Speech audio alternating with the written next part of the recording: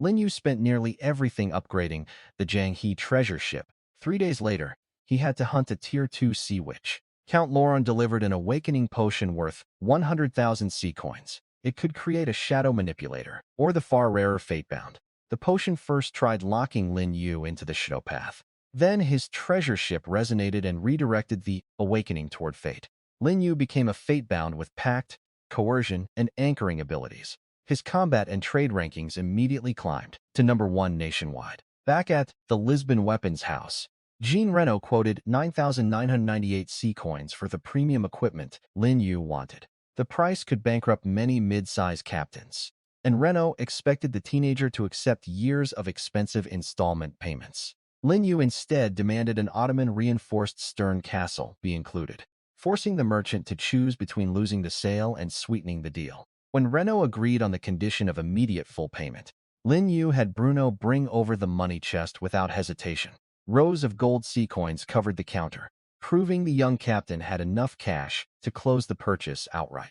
Reno had assumed Lin Yu was bluffing, so the sight of full payment cost him a valuable stern castle he had expected to sell separately. The reinforced structure used ironwood and brass plating, improving stern durability, while giving the crew more comfortable living quarters. Lin Yu moved straight to artillery, because the Wailing Trench expedition was only 3 days away, and ordinary firepower was not enough. He selected 4 heavy burgundy cannons capable of smashing through ordinary hulls and threatening several ships in a single firing lane.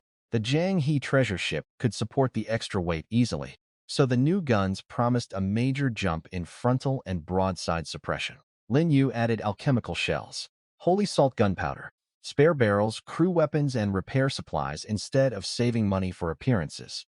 Reno then revealed a silver demon-breaking ballista, designed specifically to injure extraordinary creatures that ordinary naval weapons struggled to harm. The weapon came with 10 enormous silver bolts and a rare construction combining ironwood with mystical metal. Its price approached 19,000 sea coins, but recent Lisbon auctions proved comparable weapons had sold for even more. Lin Yu verified the market price through Ian before committing, refusing to let urgency turn into careless spending. Once the numbers checked out, he bought the ballista because one successful shot against the Sea Witch Queen could save dozens of sailors. The purchase nearly emptied his cash reserves, yet Lin Yu viewed money as useful only when it could convert into survival and combat power. By the end of the shopping spree, his fortune had shrunk dramatically, while the Jang He treasure ship's weapons package had transformed. Lin Yu also bought a batch of alchemical shells, holy salt gunpowder, spare cannon barrels, and crew weapons. He led us to the very back of the warehouse. There, something lay covered by a heavy black cloth. 2 workers heaved it off together. A massive crossbow apparatus, entirely silver-white and well over 3 m long, appeared before us. Beside it, 10 enormous silver bolts were arranged neatly, each 3 m long. The shafts as thick as an ordinary man's waist, the 3-edged armor-piercing heads gleaming with a cold silver light. Quality rare-type ship-mounted heavy ballistas. Note: it was not made to fight the ships of mortals. Its prey are the monsters who believe mortals cannot harm them. This thing was practically tailor-made for the Siren Sea Witch Queen. Serena was a Tier 2 extraordinary creature. It would be gripping a true blade of counterattack. Jean Renaud cleared his throat and held up his palm, signaling a number. Rex's hand trembled, and even the composed Ian Hall drew a sharp breath. Nearly twice the price of that extraordinary ship sale. He hurriedly waved his hands. This ballista was headed for the auction house. Similar demon-breaking ship armaments have generally sold for over 20,000 in Lisbon. Lin Yu did not answer right away. Instead, Lin Yu turned to Ian. Ian sent out a hand familiar with the port's market rates.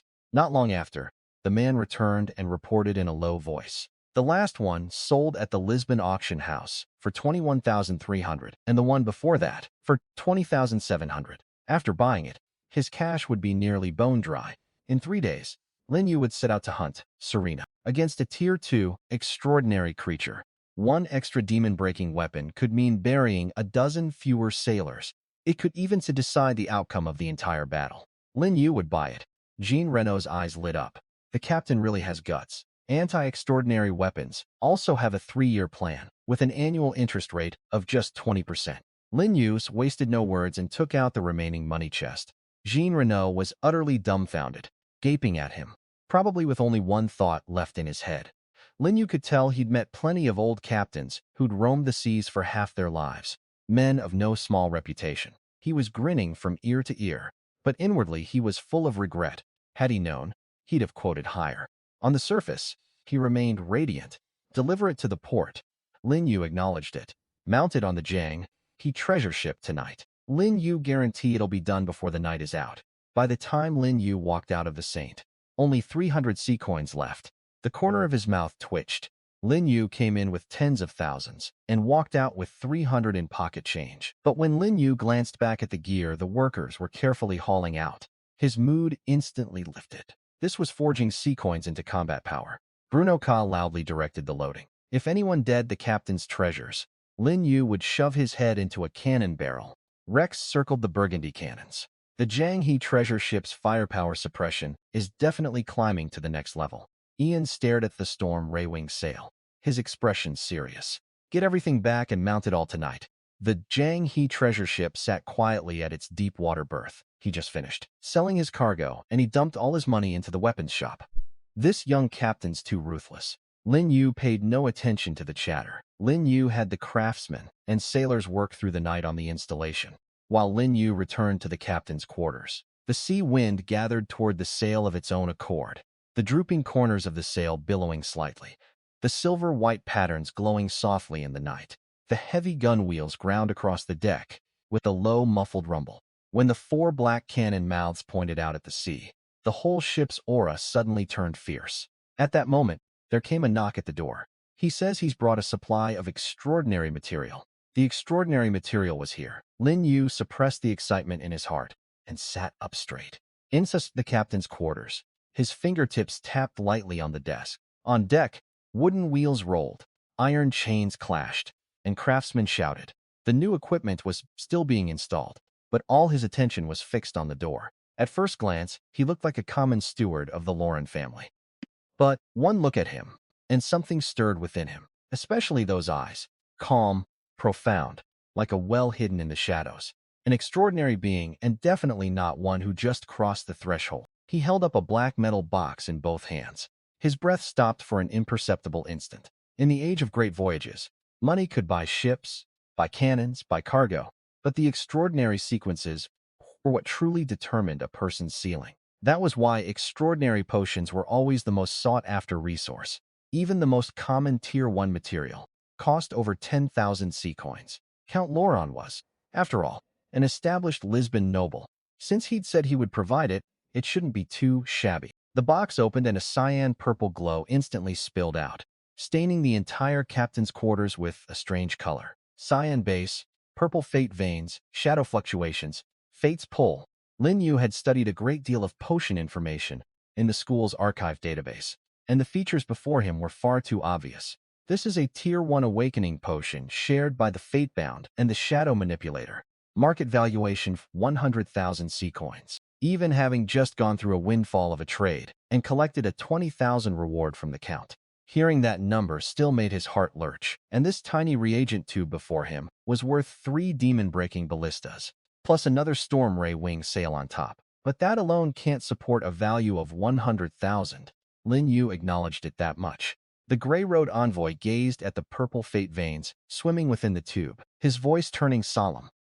The Fatebound is one of the 3 most supreme known sequences. Only those whose spirit, will, fortune, and spirituality all align have any hope of guiding the potion's power to the correct position and awakening the Fatebound. No wonder it could be driven up to a H100,000.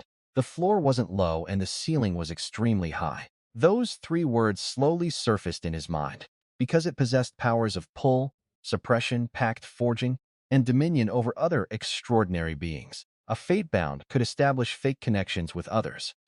This meant that a Fatebound was never strong alone. As long as the chains of fate were forged, they would all become part of the Fatebound's power. Certain conditions had to be met. The other party willingly submitting, or losing their ability to resist, or a deep enough karmic bond already existing between them. The Grey Road envoy produced a small silver mixing device, then took out a few drops of auxiliary fluid, and with extremely steady technique began the preparation. Lost control of the potion's power in the end. At best failing to awaken, at worst going mad on the spot. The cyan-purple liquid swirled slowly within the crystal tube, faintly giving off an iridescent shimmer. It was cold to the touch, like gripping a fragment of fate come from the dead of night. The cyan's liquid and purple veins intertwined, casting a magnificent iridescent glow. Lin Yu steadied himself, since the opportunity was already before him. The cold liquid slid down into his belly. At first, Lin Yu felt nothing, but after only a single breath, a ball of icy flame seemed to detonate inside him, cold as a shadow, yet formless as a thread of fate, racing swiftly along his blood, his meridians, his bone. The gray-robed envoy said, his expression grave. Lin Yu knew, but knowing was one thing. That power was too ferocious, as if it possessed a will of its own. Lin Yu understood at once. Once the potion's power settled in his hands, Lin Yu would most likely awaken as a shadow manipulator. One might even command the night and become a king of the dark, but that wasn't what Lin Yu wanted. The science and purple light had already spread to his fingertips, and beneath his feet, his shadow began to twist. Lin Yu could hear the regret in that soft sigh, but at that very moment, his chest suddenly grew warm. Deep within the hull of the treasure ship moored in port, a faint golden light kindled. That golden light flowed along the planks, the keel, the deck, and silently surged into his body. The golden light led the cyan-purple power back upstream, from his arm to his shoulder, then into his chest cavity, through his neck, and straight up into his brain. Some connected to the sailors, some to the Jang He treasure ship, some to Sophia, and still others stretched toward the depths of the city of Lisbon, toward the Wailing Trench. His consciousness stood within a stretch of nothingness. The next moment, all the light abruptly contracted. Lin Yu opened his eyes. In that instant, his pupils turned gold, pure, majestic, indifferent, as if a sovereign seated high above fate itself. Not merely raw power, but a deeper pull, as if his own fate thread had been lightly gripped by someone. He drew a deep breath, his eyes full of shock and disbelief. Even the Count himself hadn't expected him to succeed. Sequence, fate, pact acted command enforcer. Physique enhancement, increased mental resistance. Core ability, fate, pact act, pull. An attempt to establish a fate pact when the target willingly consents, loses the ability to resist, suffers a mental breakdown, or is forcibly suppressed. Note, a true king never merely rules the land. He rules the fates of his followers. His strength had risen, his perception had grown sharper, and his body felt lighter and more powerful. It was his perception of people. Lin Yu could faintly sense the auras of the sailors outside the door. If she willingly consented, or found herself in a state unable to resist. When the great envoy looked at him again, his eyes were entirely different. His earlier respect had stemmed from the Count's orders and for his saving Sophia. Go back and tell the Count. In 3 days, Lin Yu would bring the Siren Witch back with his own hands, and cure his daughter with his own hands. Had he heard those words before, he'd probably have only thought him arrogant. But now, having witnessed with his own eyes his awakening as a fate-bound, the door closed again, leaving him alone in the captain's quarters. Lin Yu slowly clenched his right fist. Lin Yu opened the communication app and first pulled up the Haxia region's national rankings. The next moment, 2 leaderboards refreshed at once. Jang He treasure ship combat power number 1 nationwide. Second, Qin Tinhan capital Qin family LV. 3 Iron Knight sequence tier 1 flagship obsidian warship. First, Lin Yu GN number 1 high school cumulative profit, 39,170 coins. Second, Qin Tinhing capital Qin family, 16,890 C-coins. Lin Yu finally couldn't hold back the smile at the corner of his mouth. A student from an ordinary family had actually topped both leaderboards, but stacked against his figure of 39,000, it really wasn't much to look at. The first message practically popped right out. His grades had been decent back in the day, but he was a perpetual lurker. Now even he couldn't help surfacing. Lin Yu let out a laugh, that exaggerated tone. One look and Lin Yu knew it was Zhang. Lin Yu just spent 87 C-coins on a second-hand crooked cannon at the Juan Sea market and thought Lin Yu was flying. The corner of his mouth twitched.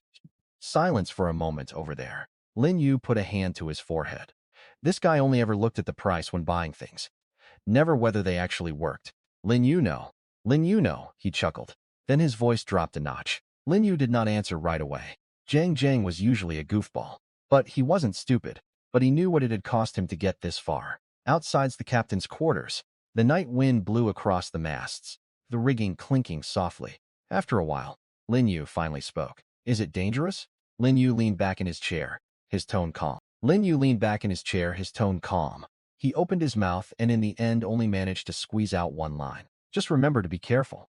He let out a long breath over there. All right, before the situation changed again. But Lin Yu was working hard at it. Lin Yu could not help laughing out loud. He quickly slipped back into that carefree tone. Lin Yu was not picky. Lin Yu studied the screen, his gaze softening a little. This guy had a smart mouth. But when it counted, he never wavered. Yet, he still dared to be the first to stand up for him. Friends like that were rare. His breath caught over there. He immediately let out a howl. The moment Lin Yu sat down the communicator, the class group blew up again. Zhang, stop asking everyone. Zhang. Lin Yu was about to receive a trade route personally granted by the nation's #1. Zhang. Lin Yu was about to receive a trade route personally granted by the nation's #1. This time it wasn't Zhang. Congratulations on topping both boards. Lin Yu studied the name and paused for a moment. Tang Yuan, the class beauty of Class 7 senior year. In 3 days, Lin Yu was returning to the Wailing Trench to kill the Sea Witch Queen. This time her reply came quickly. Lin Yu raised an eyebrow slightly. It was no surprise she knew the Wailing Trench was dangerous. Even veteran captains had begun taking detours. His fingers paused for a moment. Then Lin Yu typed, "There's something there that Lin Yu need." Aboard the Egret, Tang Yuan sat by the ship's rail.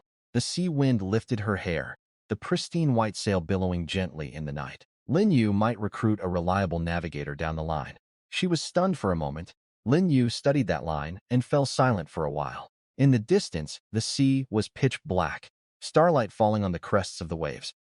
Tang Yusuan lowered her head and opened the navigation training panel. She'd originally planned to rest tonight, but now she felt no drowsiness at all. The setting sun spread across the sea's surface, the waves glittering. The Wang Quan of the past had once cut quite a figure at Jianing #1 high school. Now, forget contending for the rookie rankings. He could barely scrape together the money to hire sailors. He speared a large fish with a single thrust. Before he could even celebrate, his communicator rang. A glaring red notification popped up. Wang Quan froze in place. He looked down at the fish in his hand, tossed it into the bucket. He paused, then bent back down. Then again, Lin Yu would better get to spearing more fish himself. First, Lin Yu FATEBOUND Sequence Tier 1 Fate Pact Command Enforcer Flagship He TREASURE SHIP. The age of great voyages truly teems with the strong, he murmured. From the moment he entered the age of great voyages, every route, every transaction, every person he's ever come into contact with, Lin Yu wanted all investigated thoroughly. Lin Yu just put away his communicator when a knock came at the door. The Jang He TREASURE SHIP's reinforced armament is basically complete. Lin Yu rose and pushed open the door. Ian waited respectfully outside. But the instant Lin Yu stepped out, his expression flickered with a slight start. The old him had been steady and decisive, like a merchant sharpened to the utmost. But now there was an indefinable majesty added to it. The two of us made our way down the gangway. Beneath the night sky, the Jang He TREASURE SHIP sat quietly at its deep water berth. At the stern, the Ottoman noble reinforced ship castle rose high, the deep red ironwood and brass plating weaving a heavy luster beneath the lamplight. The storm's raywing sail billowed faintly in the night wind. Across the deep teal sail face, silver-white patterns flowed like starlight. Lin Yu stood on the dock, gazing up at the utterly transformed treasure ship, and only one word rose in his heart. Ian, for his part, said seriously, "Everything should be ready within 3 days." In 3 days, we returned to the Wailing Trench. At those words, the deck fell silent for a moment. The Wailing Trench, the place that had nearly sent everyone to a watery grave. This is called the scent of a man. In the distance, the port of Lisbon blazed with lights, and from the tavern street drifted music, laughter, and a clinking of cups. At this hour on any other day, the docks should have been a busy scene. Sailors hauling cargo, merchants inspecting holds, harbor officials pressing tax bills, commoners, merchants, sailors, mercenaries, adventurers, noble servants, missionaries, even a few noble ladies in gorgeous gowns with veils and maidservants stood on high ground, gazing into the distance. The moment the news broke, the entire port erupted, a universally acknowledged forbidden zone of death. Some said the witch's song could drive sailors mad and make them leap into the sea, and some said that deep in the trench dwelt a true sea witch queen. It is bigger than the Lauron family's flagship. The morning light spilled across the hall, the heavy body reflecting a deep wooden hue and metallic sheen. The mast stood like a forest, the great sails furled above like slumbering white wings. Just one look sent chills down the backs of not a few sailors. On deck, Bruno stood by the rail, gazing at the densely packed crowds beyond the harbor, his rugged face full of shock. "We're the captain's men now." Today Lin Yu wore a crisp captain's uniform, a sword at his waist, his black hair lifting in the sea wind, his expression calm. The change wasn't obvious yet to him, who had assisted him in managing the ship's affairs all along. The freshwater hold, the food hold, the spare rigging hold, and the repair hold have all been inspected. Lin Yu acknowledged it, and the two Lauron family warships, Lyle, already standing by to our rear left and rear right, Ian answered. Slender hulls, neat gun positions. Indeed, standard warships, but before the Jang He treasure ship, they looked like two little skiffs. Ian relayed the command loudly, amid a tooth-grating creaking and groaning. The heavy anchor was slowly hauled up by the capstan, and the great sails unfurled one after another. The hull shuddered faintly, and the enormous eastern giant ship slowly pulled away from the harbor, the silver Vol and blue reef following close behind. The Jang He treasure ship is moving. Cries of astonishment rose one after another, some in awe, some excitement, some waiting to witness a miracle, and some waiting to watch a joke unfold. Count Lauron stood on the dock, quietly watching the treasure ship leave port, his gaze complicated. He genuinely hoped Lin Yu would succeed. His Lauron family's main fleet is all off in the New World now, fighting over colonies, watching the giant ship recede into the distance. He silently intoned in his heart. At first, the Silver Gull and Blue Reef could just barely keep up. By all rights, a giant ship this massive shouldn't have had such speed. Yet, it kept accelerating like a castle upon the sea, breaking into a mad dash. Bruno whipped his head around. Ian drew a deep breath. The deck erupted in an uproar in an instant. Bruno's eyes went wide, and then he burst into excited laughter. Rex fell into a rare silence for a moment. He gazed at the foam racing backward on both sides, his eyes shifting slightly. Our ship seems to have gotten even stronger. Then today we'll ride this monster and ram that witch to death. Along the way, merchant ships, patrol boats, and small warships were all swiftly left in its wake. Some merchant ships hadn't even gotten a clear look. Aboard the Silver Gull and Blue Reef, the Lauron family soldiers watched, dumbstruck, were already at full sail, and were still falling further and further behind. The two warships gave chase with all their might, yet could only trail far in the rear. After roughly a day's voyage, the color of the waters ahead gradually changed. Ballista team, check the demon-breaking bolts. Deck team, secure the ropes. Without orders, no one is to leave their post. Lin Yu the crew responded in unison, then returned to their respective posts. Bruno rolled his shoulders, his eyes brimming with fighting spirit. The instant it drifted into their ears, more than a few sailors' faces changed abruptly, some with dazed eyes and rapid breathing, some even instinctively walking toward the ship's rail. Anyone whose head isn't clear, slap yourself. An utterly absurd scene instantly played out on the deck. The moment anyone started to space out, the comrade beside him would immediately smack a slipper right across his face. The struck sailor's right cheek was flushed red. The next moment, he too snatched up a slipper and returned the favor to the comrade beside him. Bruno gripped a slipper and glared around the deck, ready to smack any sailor who started drifting under the siren song. And he knew the Jang He treasure ship possessed a powerful trait that could grant temporary immunity to siren attacks. Activating it now would only put her on guard early. The desolate, heavy blast of the horn pierced through the sea mist, drowning out a measure of the witch's wailing. Blow the witch to bits. The treasure ship pressed on. Even having entered the mist zone, the hull remained steady as a mountain.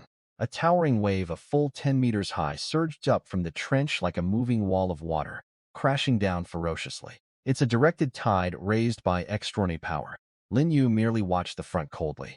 The next moment, a faint layer of cyan light emerged across the Jang He treasure ship's hull. The wall of water shattered. The treasure ship only shuddered slightly, then passed right through it. The Silver Gull and Blue Reef behind, however, didn't have it so easy. One was even swept dozens of meters sideways, nearly losing its heading. Lin Yu turned and glanced back. Lin Yu withdrew his gaze. Bruno spoke up loudly. Rex looked toward the small island ahead, his eyes narrowing slightly. The captain's judgment is correct. She's afraid of us getting close to that island. That means there's definitely something there.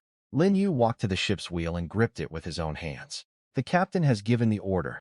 Ian relayed the command loudly. The sails swelled once more. The bow's bronze ram split the surging waves, and at a high speed of nearly 28 knots, it forcibly charged toward the core of the Wailing Trench. The cedar churned, and one dark cyan-black figure, after another, rose from beneath the surface.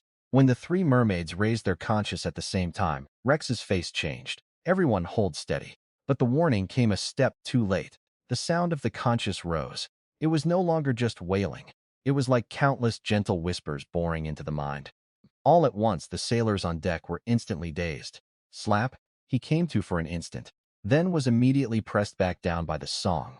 Ian clutched the railing for dear life. Captain with three playing at once. Ordinary methods can't hold it off. The crew is about to collapse. They were all but completely incapacitated under the triple song. Sailors dropping to their knees on the decks one after another, with no one left even to operate the guns.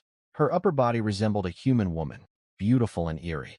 Her lower body submerged in the deep blue sea, her long hair like a cascade, a strange purple aura swirling above her head. This was the very moment Lin Yu had been waiting for.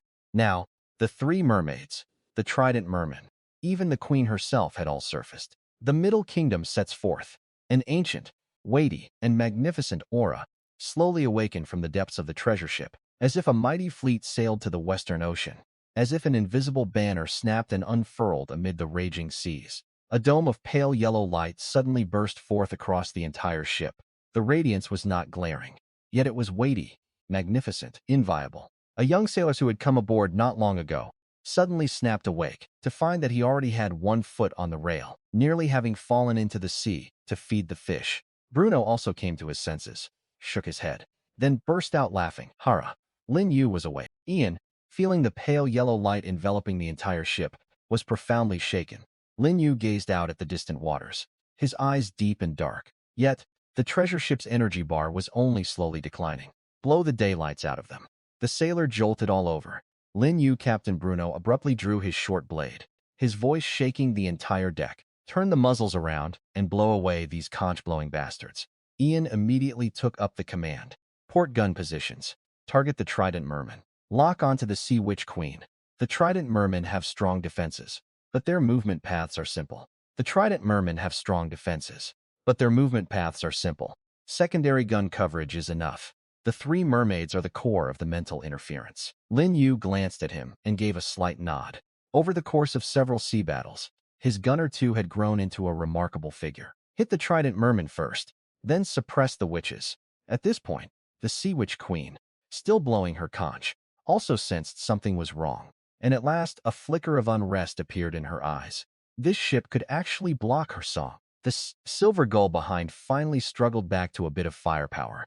A 200mm naval gun fitted with demon-breaking runes laboriously turned, aimed at the queen, and fired a shot. Amid the roar, the shell veered off course, flung by force into the sea to explode. The soldiers aboard the silver gull went pale. These trident mermen are specifically for protecting the queen. The next moment, dozens of the treasure ship's great cannons had finished turning. The black yawning muzzles all pointed at the trident merman horde, and the 680mm main gun at the bow was like a deep-sea leviathan opening its M. Dozens of massive shells detonated at the same time. The Jang He treasure ship's cannon fire was simply beyond anything. Their bodies sent tumbling backward, and the one locked on by the main gun didn't even have time to scream before it was blown to pieces on the spot. Let him see you block another one, Rex said calmly. Demon-breaking Ballista team, stand by. The trident merman's line of defense was torn wide open by force under this terrifying firepower. At 28 knots, the kinetic energy of that massive hull was utterly terrifying, and coupled with the 15-meter-long bronze ram at the bow, they're ramming sirens with the ship. The captains of the two warships finally snapped out of it and bellowed in unison. Aim at the Sea Witch Queen. But at that very moment, the Sea Witch Queen finally flew into a rage, purple energy churning above her head. She looks like she's about to go berserk. An extremely intense surge of magical energy swept toward us. The Sea Witch Queen, her hair and features all bristling, suddenly thrust out of hand. The silver gull and blue reef's hulls suddenly lurched to one side, their bottoms letting out a tooth-grating groan. 10 meters, 15 m, 20 m, 25 m. That was no longer like a sea wave, but like a moving mountain range upon the sea. But it was already too late. That 20 m high sky-swallowing wave, wreathed in strange purple light, came thundering down from deep in the trench. The sailors on the Silver Zull fell into utter despair. Some clung to the masts, and some instinctively looked toward the Jang He treasure ship. In the distance, the Sea Witch Queen stood upon the surging waters, a cold smile rising at the corner of her lips. The giant wave finally crashed down. The Silver Gull bore the brunt. The blue reef was struck by a side wave. Cannons, wooden crates, and sailors all flung into the sea. Screams, the sound of splintering planks, and the roar of the waves mingled into one. Yet a trace of cruelty flashed in her eyes. It should be over now. Even if that eastern giant ship didn't sink, its crew was surely thrown into chaos and its cannons rendered useless. The Jang He treasure ship was still there, the pale yellow light dome enveloping the whole ship, its massive hull having broken through the giant wave, and now sitting steady upon the sea. Facing a 20M-class giant wave, even without capsizing, they should have suffered heavy casualties. Yet the men on this ship were almost entirely unscathed. Lin Yu stood at the bow, watching her coldly. Only one thought was in his heart. The wind and waves of the ship were nothing but the calm. Her wave was indeed powerful, but to think she could capsize the Shanghai treasure ship with just this much of a wave, that was still far from enough. She whipped around, ready to dive headlong into the depths. As long as she reached the deep sea, no matter how strong the treasure ship's firepower, it would be very hard to give chase. Lin Yu personally gripped the aiming handle of the demon-breaking ballista. Behind the bolt was attached a specially made steel cable, hundreds of meters long, prepared well in advance. The demon-breaking bolt ripped through the air, a streak of cold light piercing the sea mist, striking her shoulder with pinpoint accuracy. The entire surface of the water thrown into a massive spray by the force of her struggle. But even so, she did not immediately lose the ability to resist. The thick cable was drawn taut like an iron string, letting out a scalp-tingling VBR. The faces of several sailors handling the rope changed abruptly, but the Queen's strength far exceeded everyone's imagination. She merely gave a violent thrash of her body, and a terrifying pull came surging down the rope. Another sailor's palm was ground raw and bloody by the rope, yet he was still dragged, stumbling forward, nearly tumbling over the deck. Beneath the surface, the Sea Witch Queen thrashed madly, purple magic surging without cease. The shoulder pinned by the bolt was torn open, blood staining the sea red. With every sweep of her tail, the whole cable shuddered violently, as if struck by a great whale. Rex spoke up quickly too. Loop the rope around the ballards and borrow the ship's own strength. Loop the rope around the ballards and borrow the ship's own strength. Bruno's arm muscles bulged, veins jumping on his forehead. More than a dozen burly men grabbed hold of the rope at once. Some braced with their shoulders, some wounded the rope around their waists, and others cranked the capstan with all their might. "She's clearly a sea beast," one sailor bellowed, his face flushed red. Bruno cursed through gritted teeth. "Pin her down, damn it." Finally, with more than a dozen sailors working together, and the capstan and ballards sharing the load, the wildly shuddering cable steadied bit by bit. As she left the water, the perpetually lingering layer of cold, grim mist above the Wailing Trench also began to thin bit by bit, as if it had lost its source. Some burrowed into the depths to flee. Some dragged their wounded bodies toward the reef zone. And a few, entangled in demon-breaking capture nets, thrashed wildly at the surface. The instant the Sea Witch Queen was truly dragged onto the deck, everyone instinctively held their breath.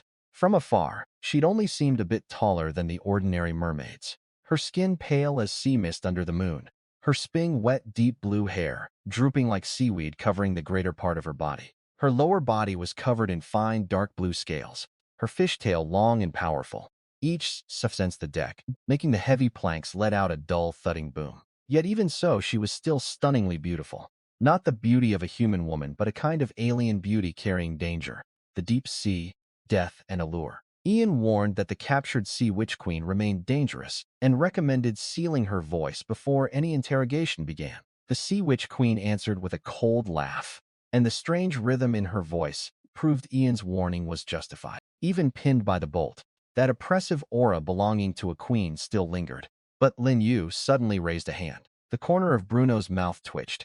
Even so, moving her was still a great struggle. Even so, moving her was still a great struggle. In the end, it was Bruno who stepped up personally, leading a dozen odd sailors to escort her into the ship's cabin. This deepened the humiliation on her face. The dignified queen of the Wailing Trench, escorted into a cabin by humans in such a fashion. She glared coldly at him.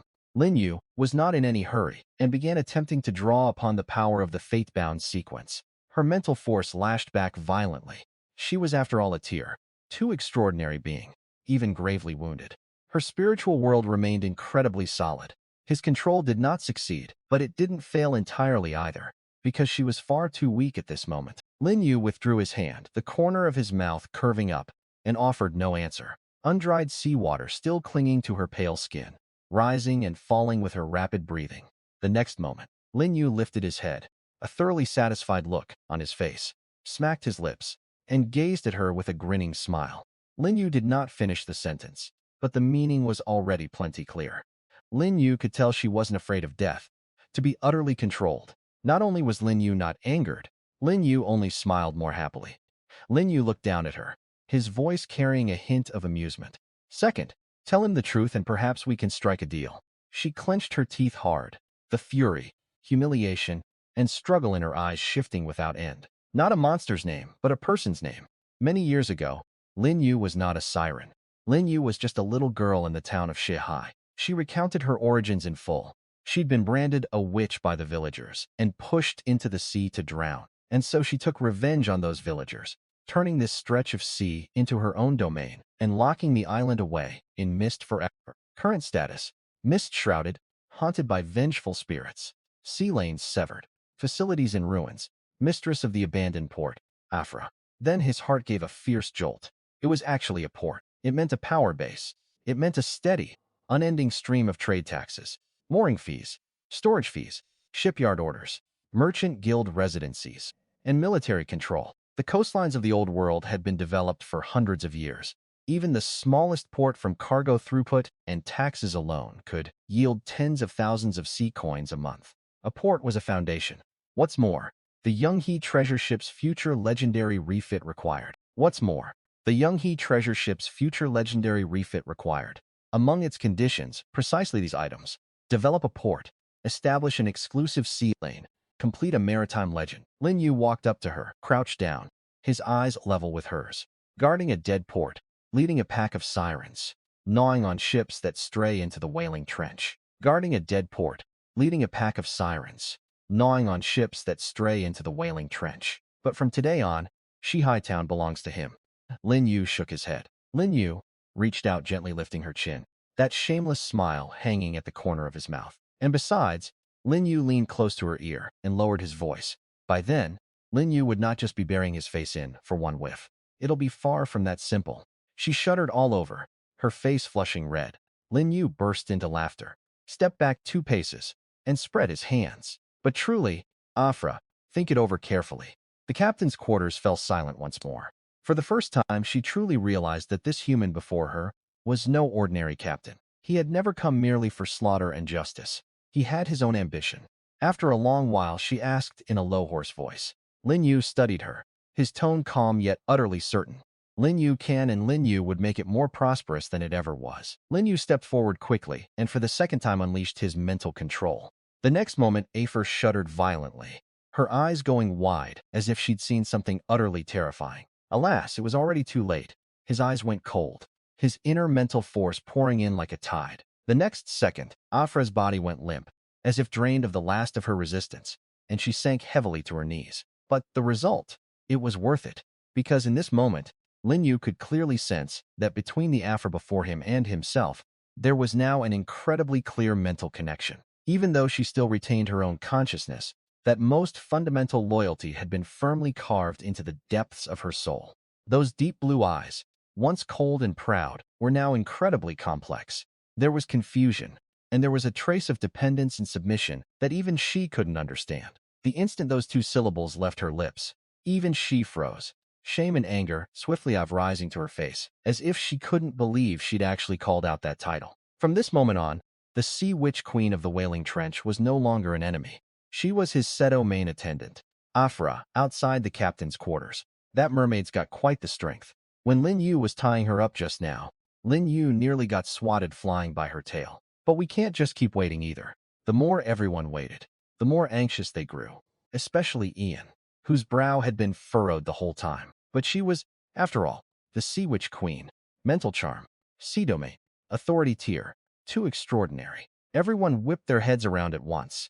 Lin Yu stepped out at a measured pace, his face somewhat pale, yet his expression exceptionally calm. Only, unlike before, she had now changed into a set of loose garments, hastily found aboard the ship, covering that overly dangerous and eerie beauty. But before Lin Yu could speak, Afra, standing behind him, lowered her eyes, took half a step forward, and softly spoke. In that moment, even Ian was stunned, and the ever-calm Rex couldn't help but have the corner of his eye twitch. This was the Sea Witch Queen who dominated an entire stretch of sea, and yet, less than half an hour after going in, she came out having recognized her master outright. Lin Yu would like to take it home and try it on his wife. Go, get out of here. From today on, the Sea Witch Queen Afra is one of us. She'll help us take over the Wailing Trench, as well as the port of Shiha Town. Before the sailors could digest this news, the next moment, a grand cold announcement blanketing the entire age of great voyages suddenly rang out in the hearts of all newly minted navigators. Congratulations to Captain Lin Yu for successfully subjugating a Tier 2 extraordinary being and developing the hidden port of Shiha Town. Countless students who had just entered the age of great voyages, still fretting over a single small ship, a sea cannon, a single safe sea lane, were all dumbstruck. Countless senior high school students were left reeling. Haishi port inside some out-of-the-way shipyard. Zhang was drenched in sweat, tinkering with the first second-hand ship he just bought. Drive a couple of nails into the right. A slightly crooked mast is fine. The sea wind blows crooked anyway. The world announcement suddenly rang out. Congratulations to Captain Lin Yu for successfully developing the hidden port of Shiha Town. It was a good while before he snapped out of it with a jolt. He was going on about how the Sea Witch Queen was so tough, but a moment later, he laughed from the heart. The age of great voyages. The mainland port. Inside a study, Tangusen sat quietly at her desk. A thick tome of navigation lore lay open on it, alongside several sea charts she'd drawn by hand. Congratulations to Captain Linux for successfully subjugating an extraordinary being and developing the hidden port of Shiha Town. She pressed her lips together, her voice very soft, yet especially firm. This time she drew even more earnestly than before. Meanwhile, at another rookie sea zone, Wang Quan stood at the bow of his own ship, a rare hint of a smile on his face. With this startup capital, he bought a ship, seized a chance during a spike in the handicrafts market, made a tidy sum, and surged to number 329 on the national profit. Being suppressed by Lin Yu before had indeed left him unwilling.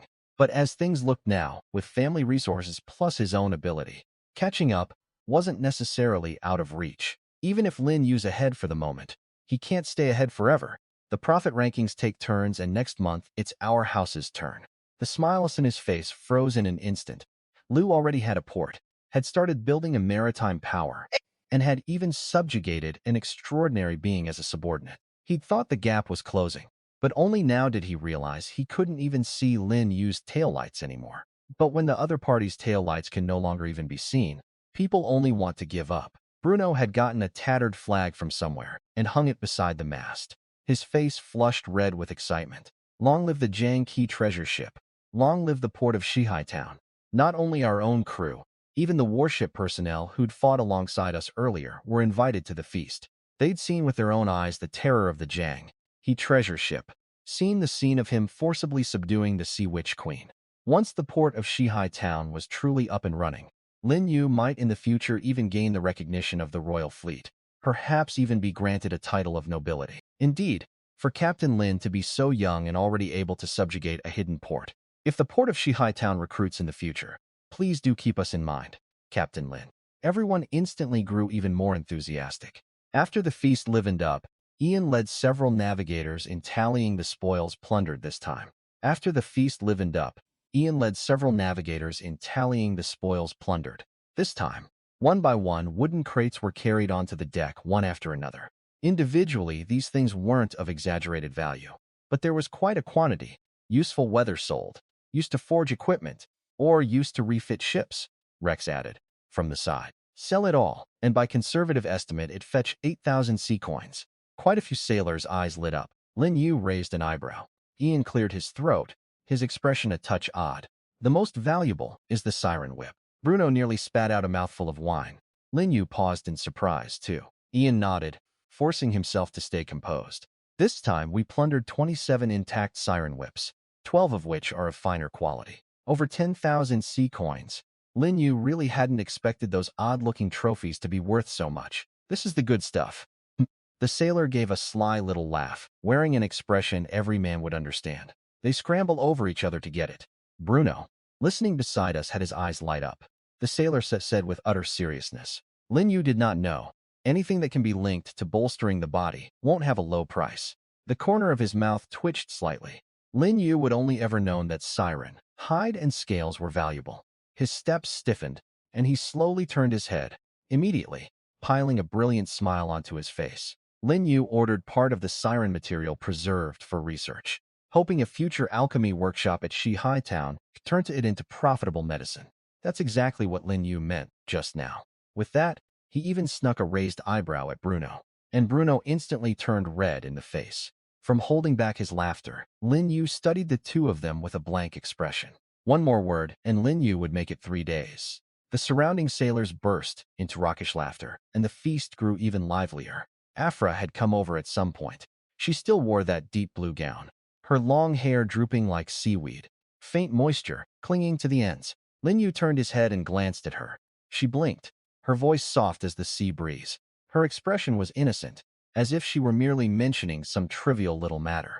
In the past, at the port of Shihai Town, Lin Yu stored away a batch of treasure. But her next sentence perked him right up.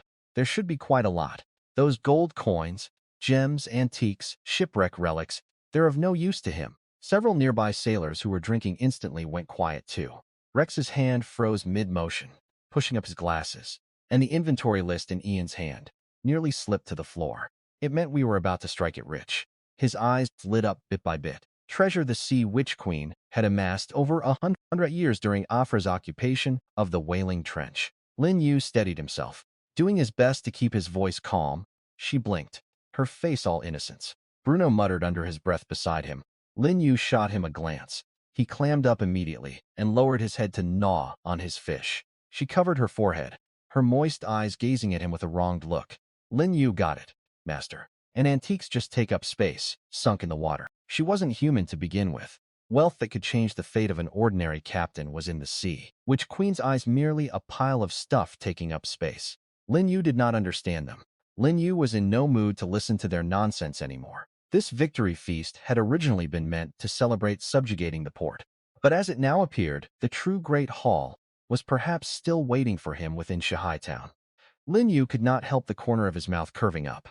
She gently lifted a hand, and the distant sea mist seemed to answer her call, slowly parting to either side. A treasure vault. Ian closed the inventory list too. Lin Yu would handle the registration. That sharp-tongued sailor sidled over, his face full of excitement. Lin Yu glanced at him. Whether Lin Yu know how isn't important. The main thing is his eyes are filled with respect for wealth. Still, if her master liked them, then they were all things of value. With that, Lin Yu lifted his head to gaze toward the port of Shihai Town and slowly smiled. They were different from the Jang He treasure ship's crew. It wasn't that they weren't tempted. It was that they didn't dare. This batch of treasure was the spoils of his claiming the port of Shihai Town. The middle-aged officer at their head raised his cup and gave a solemn bow. As for the treasure, we won't touch it. At the mention of Sophia, Lin Yu recalled it too. The several officers visibly relaxed and raised their cups, one after another. May Captain Lin return from this voyage laden with treasure, and may the port of Shihai Town recover its glory soon. Had the captain not stepped in, those ships never would have had a chance to sail home at all. Half an hour later, the battered warships slowly came about. On deck, the officers waved from afar. Captain Lin, until we meet again. Bruno grinned and shouted. Our captain is no ordinary man. The Jang He treasure ship broke through the water's surface, sailing toward to the port of Shihai Town. The farther forward we went, the faster his heart beat. Not from nerves, but from an anticipation even Lin Yu could not suppress. The real main course was still to come. Say an entire mountain of gold. That's not out of the question either, Rex. Ian flipped through his record book with his head down, reminding at the same time. The true value of some things isn't necessarily on the surface. Afra stood on his other side, her slender finger pointing gently ahead into the depths of the mist. Almost the instant her words fell, the sea mist ahead slowly dispersed. A silent, dilapidated port town, whose former scale could still be faintly made out, appeared in everyone's line of sight. The wooden boardwalks along the shore had mostly rotted, the pilings soaking in the cedar, covered in barnacles and seaweed. The whole port town exuded desolation and dead silence. But the next second, following Afer's finger, everyone's eyes went wide. Yet every single one of them radiated the allure unique to wealth. Gold gleaming, silver shining, gems refracting a bewitching faint glow, pearls like strings of congealed moonlight. Whoa, this is way too much. Ian gripped his record book, his voice a little tight too. By the volume, the total value of this batch of wealth is likely even higher than we estimated. Countless years of wealth that had fallen into Afra's hands, all finally piled up here, and now they all bore the surname Lin. The interior heavily silted, shallows, broken pilings, and shipwreck wreckage everywhere. Forget a colossus like the Jang He treasure ship. Lin Yu never needed ships before, and couldn't be bothered to deal with it. The Jang He treasure ship stays outside. Lin Yu gave the order decisively. Bruno, Ian, Rex, prepare the small boats. Everyone goes ashore in batches. Soon, the treasure ship came to a steady stop in relatively safe waters outside the port, and small boats were lowered one after another. Up close, the allure of this treasure all but rushed at his face. The second heap was noticeably much older. The third heap was the most ancient and the most crude. There almost only the purest symbols of wealth remained. When the moonlight fell upon them, it was as if even the night itself had been dyed bright by the wealth. Then she pointed at the middle one. This heap about 50 years ago. Finally, she looked toward the heaviest heap of gold, silver, and pearls at the very back, because they're all pretty much the same to him. Everyone. To be able to keep 10 years, 50 years, and 100 years worth of wealth, all sorted apart like piles of junk. Ian handles the master record. Rex handles appraisal and categorization. Bruno handles hauling and manpower coordination. Afra, come with him and check whether any special items have been overlooked. In an instant, the whole dilapidated dock burst into activity. The sailors came ashore in batches by small boat, and under Bruno's shouting and hollering, hauled crates, sorted heaps, wiped and registered. The 10-year batch is the most intact and most valuable, conservative estimate, 130,000 sea coins. Bruno shouted it right out. All the sea coins Lin Yu had seen in his whole life don't add up to that much. The teas, spices, and fabrics have mostly lost their value. But there's a batch of Eastern porcelain that's been kept in quite good condition, with exquisite designs and fine material. If we find the right buyer for this batch of Eastern porcelain, the actual sale price could be even higher. As for the badge from 100 years ago, at this point, Ian showed a trace of regret. This number, even in the current stage of the Age of Great Voyages, was enough to drive countless rookie captains mad. This was straight up taking off. But the next moment, Lin Yu still let out a soft breath. Had they been well preserved, this number could have doubled again. Just as Lin Yu was sighing inwardly, Ian suddenly seemed to remember something. Walked over quickly, his expression more solemn than before. He drew a deep breath and lowered his voice. It's unlike any ordinary cargo crate. The chest alone is probably worth over 100,000 sea coins. Whatever's inside must be of truly extraordinary value. Lin Yu would already been about to take that mysterious treasure chest. Her voice was very soft, yet that single word made him stop at once. The torches on the dock flickered faintly, and Ian, holding that ancient treasure chest, immediately took on a grave expression. She'd already had his mental brand imposed upon her. Such a brand was not merely control, but obedience at the level of the soul. It meant this chest truly had a problem. Afra looked at that ancient treasure chest, a rare trace of weariness showing in her eyes. Bruno, who had originally sidled over eagerly, shrank his neck back at those two words. This thing can curse people too. When Lin Yu first obtained it, Lin Yu ordered a siren to open it, but the moment that siren merely touched the lid, its hands began to rot. Bruno's face changed and he instinctively hid his hands behind his back. That evil Rex pushed up his glasses, his expression earnest. It could be some extremely potent, extraordinary material or a sealed treasure. But whichever it is, it's not suitable to rashly open in a place like this. Forcing it open carries too much risk. Lin Yu did not want to strike it rich. But Lin Yu was not so blinded by wealth as to gamble his own hands. That was more than enough of a profit. Lin Yu gave the order decisively. Ian, record and number it. Rex, prepare isolation cloth and a sealing crate. Bruno, arrange for 2 men to send it into the Jang He treasure ship's hidden hold and store it separately. Only this time, no one dared touch it directly with their hands. Throughout the entire process, everyone dared not even breathe loudly. But the feeling's completely different. Lin Yu paid no mind to his grumbling and looked at the sealed chest, a trace of anticipation flashing in his eyes. If there truly was something inside, its value would surely far exceed ordinary treasure. Lin Yu really wanted to hurry back and get this thing pried open. Back to Lisbon at once. His haul this round has been extraordinarily large. It's time to cash it all in a big way. But just as Lin Yu was about to give the order to set sail for home, Ian suddenly seemed to remember something again and walked over quickly. The edges of the paper had yellowed, depicting a hidden reef area, shrouded in gray mist. Lin Yu raised an eyebrow. Lin Yu would nearly forgotten. On his first voyage out, that pack of blind pirates had dared to come rob the Jang He treasure ship with 13 small boats. Lin Yu took the sea chart.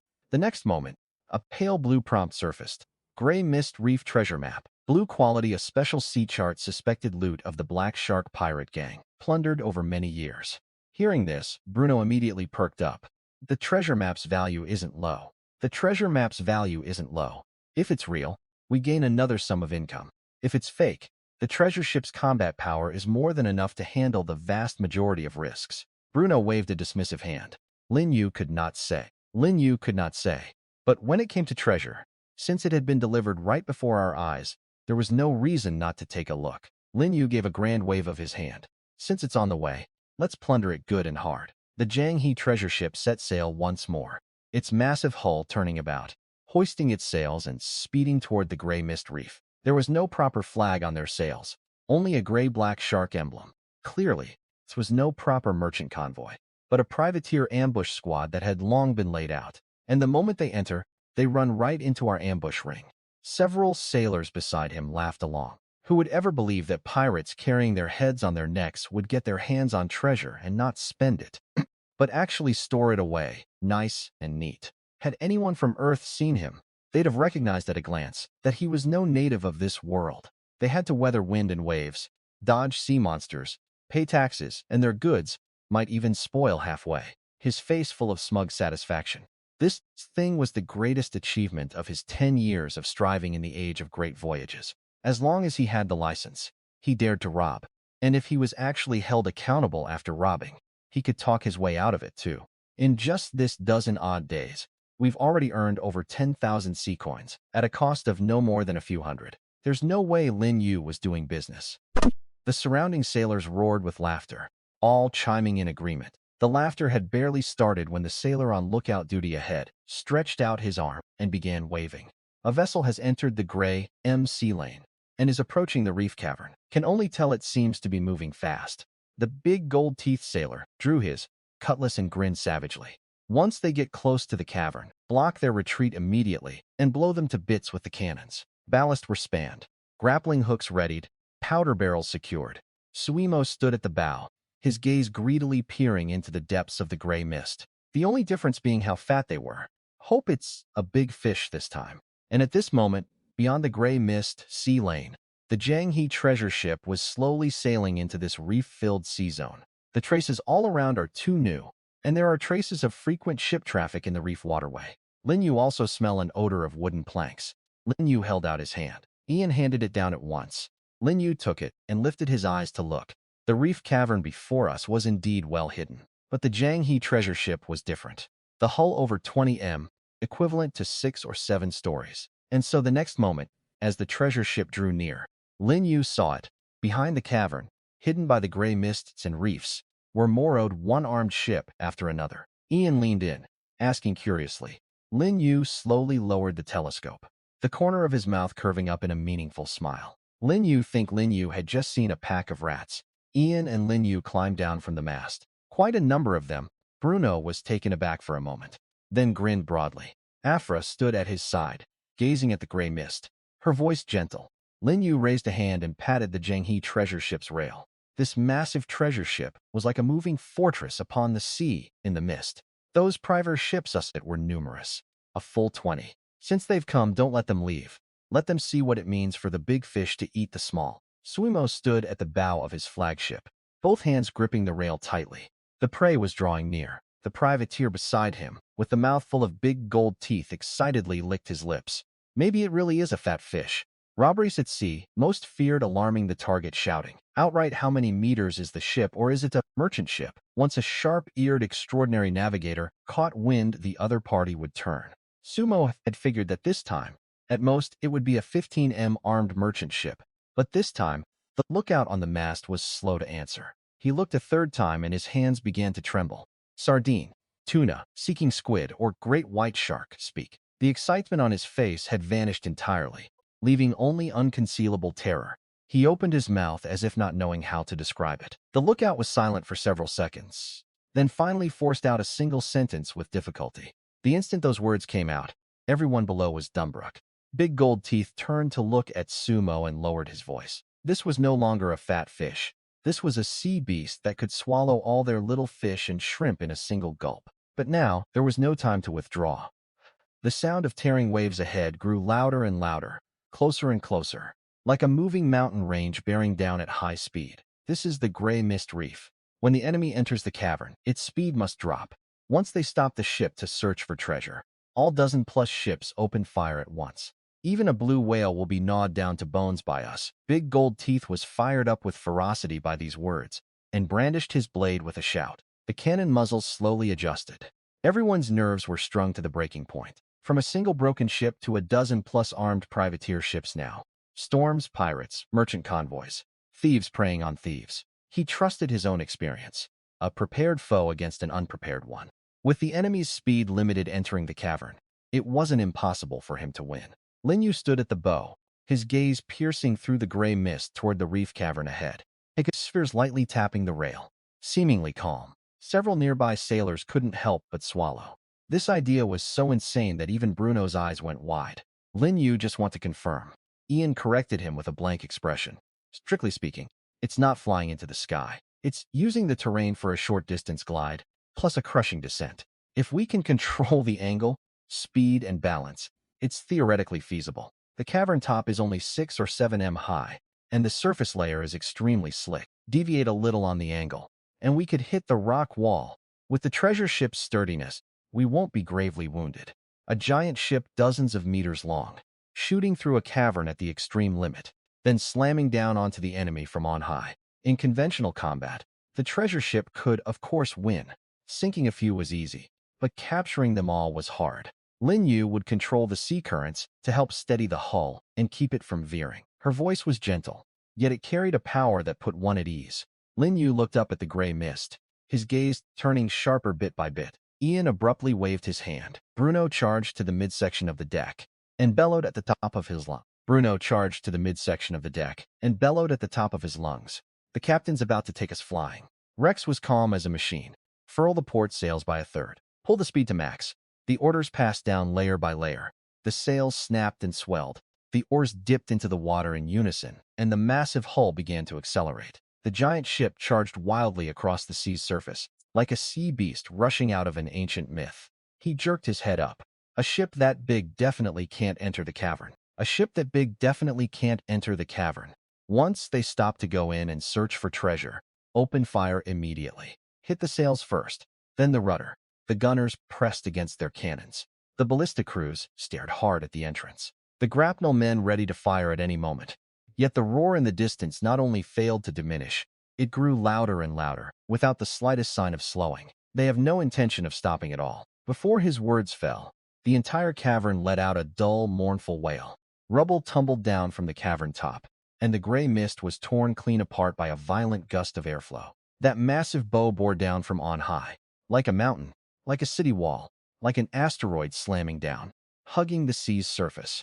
10 years in the age of great voyages, he'd seen all sorts of absurd scenes, but never a giant ship dozens of meters long at over 30 knots flying out from the cavern top. Fire flashed, the shells tearing through the gray mist and slamming hard into the treasure ship's hull. The next second, everyone's face changed. Those shells, enough to blast through an ordinary merchant ship, struck the treasure ship's outer layer, only to burst into sheets of flame without even a few splinters flying off. Sumo's face went deathly pale.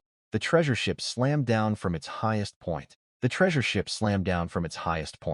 Its massive whole bottom crushing straight onto the several foremost privateer ships.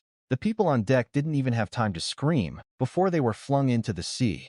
Sumo's flagship happened to be at the core of the descent. The ship was smashed in two, He didn't even leave a single dying word before his whole was swallowed by the terrifying impact. But it wasn't over yet. The instant the treasure ship hit the water, the whole sea surface exploded. Sprayed dozens of meters high shot into the sky. Several crashed into reefs, their hulls splitting, and a few were spun round and round in place by the whirlpool of the ship's descent. The boss got smashed to nothing. The remaining privateers completely collapsed. Moments ago, they'd been thinking of hunting a fat fish, but Lin Yu would long anticipated it. Lin Yu planted one foot on the rail and gave Bruno a grand wave. Several thick grapples shot out from the side of the hull, iron hooks piercing the mist and punching precisely into the sides of those fleeing ships. Those ships hadn't gotten far before they were dragged to a forcible halt, their hulls groaning under the unbearable strain. That single roar scared the remaining men, opposite out of their wits. They looked at the sky-blotting shadow of the ship, then at the murderous Bruno, and finally glanced at the smashed flagship. Rammed their heads against the treasure ship. With almost no hesitation, one privateer was the first to drop his blade and kneel. A second, a third, a fourth. More and more men dropped to their knees on the deck. Rex quickly tallied the results. 3 crippled, over 10 captured intact. 3 crippled, over 10 captured intact. Of those, 8 15 class, 3 20M class, plus a number of cannons, ballistas, grapples, and powder barrels. These ships all have light sails and cannons added, though not up to regular warships.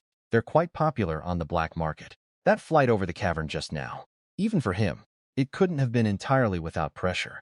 Lin Yu wiped the sweat from his forehead and let out a breath. Lin Yu glanced at her, the corner of his mouth curving up. Without her controlling the sea currents to back him up, Lin Yu really might not have dared to play it this way. Ian gazed at those privateers surrendering with their heads in their hands, a trace of mockery in his eyes.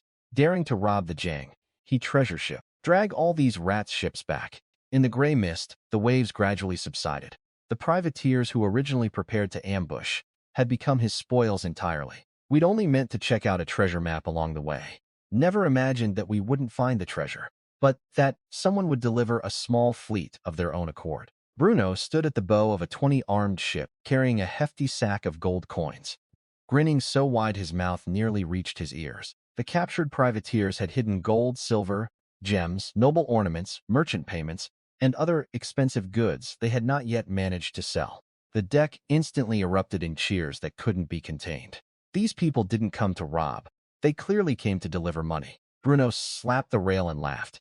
Others take treasure maps to hunt for treasure. Rex pushed up his glasses, his tone lighter than usual. Strictly speaking, this isn't picking up. It's the enemy actively in ambush form, delivering their assets concentrated before us. Lin Yu studied the dozen-plus ships held by the grapples before him. In an excellent mood, the danger was real danger. That's the age of great voyages. 20,000 sea coins worth of jewels, over 10 armed ships, plus a large quantity of cannons, ballistae, grapples, and powder barrels. Lin Yu first picked up that document. A pale blue prompt surfaced. The holder may conduct privateering operations in certain non-safe open sea areas in the name of the Genoese royal fleet. The difference is often just a single stamped sheet of paper to privateering license. Lin Yu would heard of this thing. In essence, there wasn't much difference, but in certain gray zone seas, a single license could save a lot of trouble. Compared to robbery, Lin Yu was better suited to building his own trade system.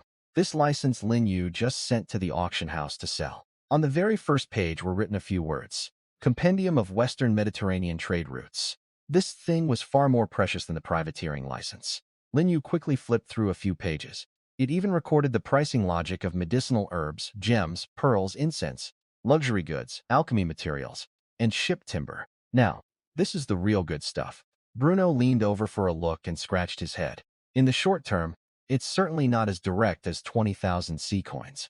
But if the captain wants to operate the port of Shihai Town and establish stable sea lanes, this compendium's value is extremely high. Used well, the profit from a single compendium far exceeds its sale price. Lin Yu snapped the book shut. Store it well. Put it separately in the captain's quarters. This trip, on the surface, was capturing a batch of ships and valuables. But in reality, what the treasure ship gained was a greater foundation for development. Rex led several sailors over from the lower hold of a privateer ship. Behind him followed over 30 dark-skinned people. Clearly, they still hadn't grasped what was happening before them. Most likely people from the West Africa side. This kind of person doesn't fetch a low market price. A strong, able slave sells for at least over 1,000 sea coins on the market. Those who can farm, tame beasts, or his or even precier. In this world, the slave trade was itself a semi-open business at many ports. Nobles, merchant guilds, plantations, mines, even naval logistics all used them in large numbers. 30, some slaves at 1,000 sea coins, each was over 30,000. Add the 20,000 in jewels just now, and this trip was another income at the 50,000 koan level. In this world, some turned danger into gain with their fists, and some, from the moment they were born, became a mere number in someone else's ledger. Instead, with a thud, he knelt before him, both hands raised high, his forehead knocking hard against the deck, and rattled off a long string of words. Rex pushed up his glasses, listened carefully for a moment, then lifted his head. He should be from the West Africa side. The sailors exchanged glances, most shaking their heads. They were mostly local Europeans, understanding Portuguese, Spanish, or a little Arabic trade tongue. Seeing that no one understood, the youth grew even more anxious. He kept pointing at his own chest, then pointing toward the distant sea, then gesturing with his hands. In his gestures just now, there were 3 points toward the distance, 2 kneeling worship postures, and one that seemed like a crown gesture. Just as everyone was at their wits' end among the captured privateers, a lanky man timidly raised his hand. The man was so frightened he shuddered, and Hurley nodded. Lin Yu used to go to the West African coast with a ship and worked as a translator. Lin Yu can barely make out the languages of a few of their tribes. Lin Yu glanced at him. The more the translator listened, the odd his expression grew, until at the end his eyes went wide. He says he's no ordinary slave. He says he comes from a small kingdom on the West African coast. Some time ago, they went to war with a neighboring country. While he was leading men out to seek reinforcements, he was attacked by privateers and later sold off to Sumo's lot. These privateers actually robbed a big shot. Bruno's face was full of shock.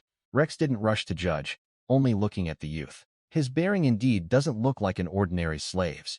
If it's true, then his value can't be calculated like an ordinary slave's. That vein is located at the border between their kingdom and the inland mountains. Inside, there's gold and diamonds. The air suddenly went silent. The deck, which a second ago had been buzzing with discussion, instantly fell dead quiet. Even Afra tilted her head slightly. Gold, diamonds, a mining vein. These few words combined had a terrifyingly destructive power. But a mining vein was different.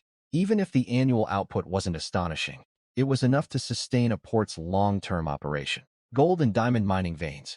If it's true, this value far exceeds 30-some slaves. Even far exceeds this batch of privateer ships and jewels. Rex slowly pushed up his glasses, his tone more earnest than ever. Lin Yu studied the youth kneeling before him. He clearly couldn't understand what we were saying, yet he could sense that his words had drawn attention. He was gambling a last thread of hope for himself, for his people, for his country. Something suddenly stirred in his heart. The youth jerked his head up, his eyes first filled with shock, then overflowing with irrepressible joy. He cowed out heavily again, hurriedly speaking words of gratitude. The captive prince offered Lin Yu full mining and ownership rights to valuable veins in exchange for freedoms and help returning home. Lisbon, the port of Shihai town, a gold mining vein, a diamond mining vein. In that moment, suddenly felt that his plans were going to change again.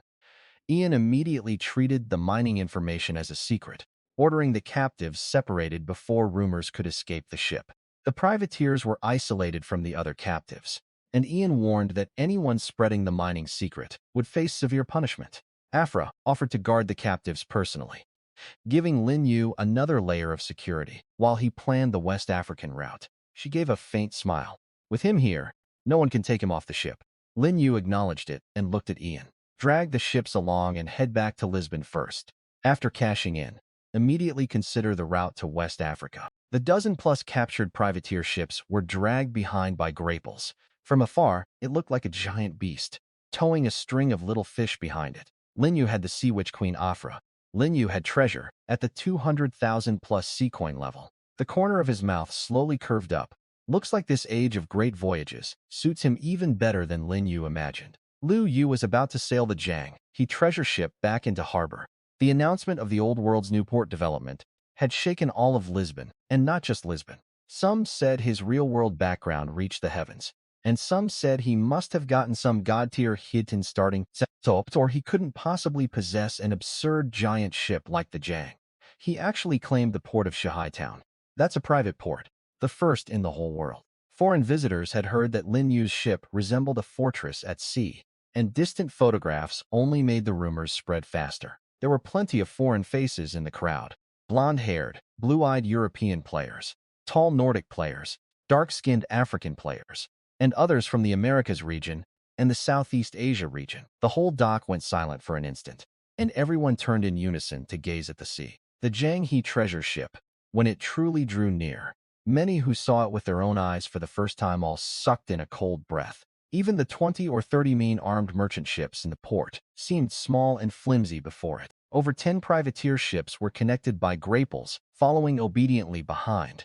That scene was like a giant beast towing a pack of prey back to port. Other captains warned that licensed privateers were difficult to challenge legally, but Lin Yu cared more about whether they threatened his route. The treasure ship slowly drew near the outer edge of the dock. Soon, a massive horn blast resounded throughout the whole port. That sound was not like a ship blowing its horn, but more like a sea beast, declaring its return to the entire port. Countless seagulls were startled into flight. The crowd on the dock boiled over accordingly. The sea wind stirred the hem of his clothes. At his side was the quiet, gentle, mysterious Irided Sea Witch. Queen Afra behind him were core crewmen like Bruno, Ian, and Rex. The instant those words fell, hundreds of crewmen sprang into action, crate after crate of gold, silver, and jewels. The silver bars, gems, and weapons plundered from the privateer ships, even the captured cannons, ballistas, and grapples. But when the first batch of siren scales was carried down, someone's eyes lit up. When the second batch of intact gem jewelry was brought down, someone's breathing quickened. They crowded forward madly like sharks, catching the scent of blood. Captain Lin Yu was the proprietor of the Golden Oak Exchange. "We'll take that whole batch of porcelain. Leave the pearls and gems to us." The crowd descended into chaos. A pudgy proprietor waved an extra-large denomination bill. Squeezing forward with all his might, "Captain Lin, give him a chance." Someone beside him immediately cursed. "Buy them out his ass." "Captain Lin, don't listen to him. Blackpine loves to beat down prices." Watching these proprietors, usually decently dressed and slow of speech, nearly tear into each other on the spot over the goods, Bruno couldn't help but laugh heartily on deck. "Vicious dogs pouncing on food," Rex said flatly. "Though it's not polite enough, judging by the behavior pattern, it's indeed close." Lin Yu had no interest in exchanging pleasantries one by one. There were too many people, and the cards being handed over could nearly pile into a small mountain. "Who has strength?" Ian went down the deck, and with several sailors, marked off a temporary area on the dock. The treasure ship has brought back many kinds of goods this time, and in large quantities too. The moment he spoke, the once chaotic situation was quickly brought under control. Those proprietors also realized they'd lost their composure too much just now. So, they straightened their clothes and squeezed out smiles again. "Ian, please take his card. Our exchange has an excellent reputation. Funds are absolutely no problem." But even so, the longing in their eyes still couldn't be hidden. Things are prized for their rarity. High-quality pearls and gems were hard currency in noble circles. Any single one of them taken out alone was enough to trigger a scramble. But as the unloading continued, siren materials, gold, silver, and jewels, antiques and porcelain, captured weapons, privateer ship cargo, gem crates, special materials. It wasn't that they didn't want to monopolize and play at scarcity marketing. It was that there were too many things of too many varied kinds. He gave a slight smile. "Everyone, don't worry. There'll be plenty for everyone to buy.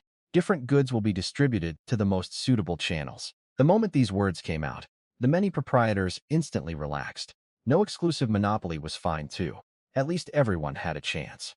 Lin Yu would offer market price plus 15%. That batch of Eastern porcelain. "We're willing to accept auction commission. Our shipyard will take the cannons." The whole dock seemed to have turned into a boiling exchange. Lin Yu only needed to stand on the deck, watching Ian screen the bids for him, watching those merchants madly raise their prices for his goods. They'd wear their lips ragged bargaining. But Lin Yu stood here, and the proprietors scrambled to hand over their cards. That piece of masterwork jewelry was his. Once someone's grabbed it back, it's theirs. Captain Lin's take from this one trip is probably worth our whole lives.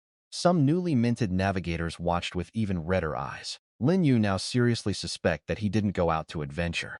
He went out to stock up on goods. Today, she wore a deep blue cloak covering her silver blue long hair and restraining that overly obvious alien aura of the Sea Witch Queen. Her standing at his side. This alone was enough to make those with impure thoughts suppress every notion she shouldn't have. Hearing the name Count Lauron, quite a few people around fell somewhat silent. Count Lauron, one of the most influential nobles in Lisbon, and Lady Sophia's father. Now, the moment Lin Yu returned, the Count sent someone to invite him. Most likely, he had something to ask of him, not merely for the sake of his daughter. It seemed Count Lauron couldn't hold back any longer. Under such circumstances, there was no way he could remain unmoved. All right, wait a moment. Lin Yu turned to look at Ian. Rex assists with tallying bids. Bruno keeps watch over the ship and the captives, especially that West African prince. Rex pushed up his glasses. Lin Yu would record all bids and transaction risks. Bruno grinned and patted the axe at his waist. Anyone who dares act up on our treasure ship, Lin Yu would let him know what vicious dogs pouncing on food means. Lin Yu replied no more, took Afra with him, and followed the steward toward the outside of the dock. The crowd automatically parted a path. Countless eyes fell on his back. His expression remained calm throughout, walking out of the dock and onto Lisbon's broad flagstone streets. A carriage had long been waiting. The stewards personally opened the door for him. The wheels slowly turned, and the clamorous dock was gradually left behind. The carriage climbed up a blue stone slope, passing through neatly trimmed gardens and fountain courtyards on either side, and finally stopped before an elegant manor. Yet whether it was the carved ironwork before the gate, the oil painting reliefs beneath the corridor, or the fountain at the end of the lawn, yet the grain of every flagstone was extremely fine, clearly premium stone brought from a specific quarry. Afra, wrapped in her deep blue cloak, stood quietly at his side. She lifted her eyes slightly, sweeping over this noble residence, her expression unmoved. Lin Yu took Afra and walked into the hall. The interior was even more exquisite than the outside. The figures in them presumably the successive ancestors of the Lauron family. The carpet was thick and stepping on it made almost no sound. The Count wore a dark formal suit today, the family emblem pinned to his chest. Mr. Before the situation changed again. These past few days, Lin Yu had been waiting on tenterhooks. At this, the way he looked at him clearly grew more complex. In his eyes, Lin Yu was a young captain who possessed a mysterious Eastern giant ship and commanded special healing methods, worth courting, worth investing in. His gaze shifted onto Afra. The Countess couldn't help but look over to in the report from the warships the Count had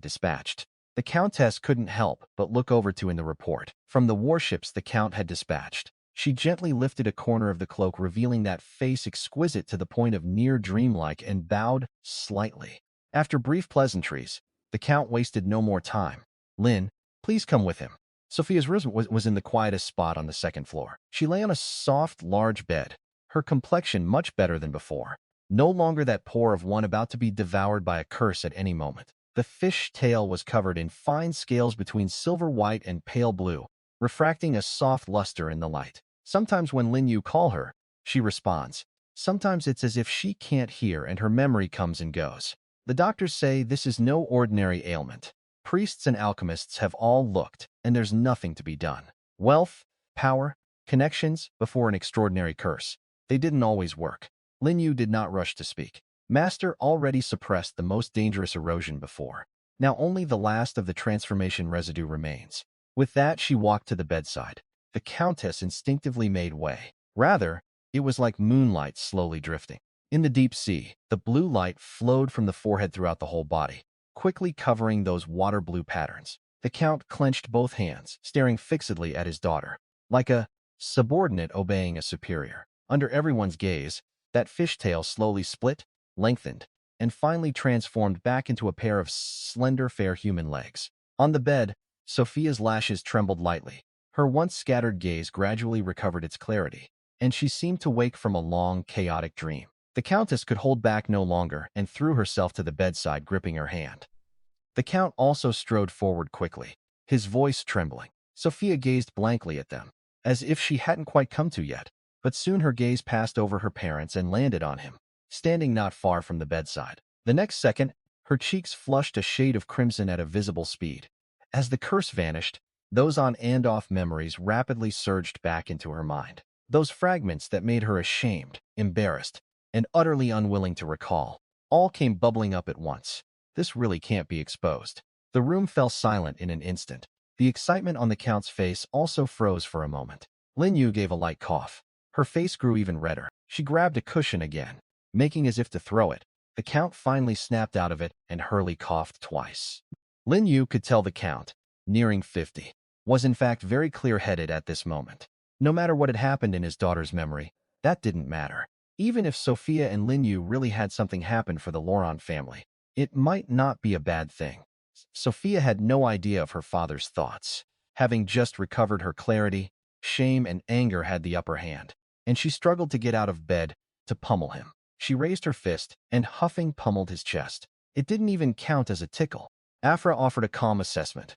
Hearing this, Sophia and nearly burst with anger. Afra, the Sea Witch Queen. Sophia's expression froze, her raised little fist halting in midair. This woman, ridiculously beautiful, was the Sea Witch Queen. She instinctively glanced behind him, then at Afra, her mind unable to catch up for a moment. Sophia looked at her mother with a wronged expression.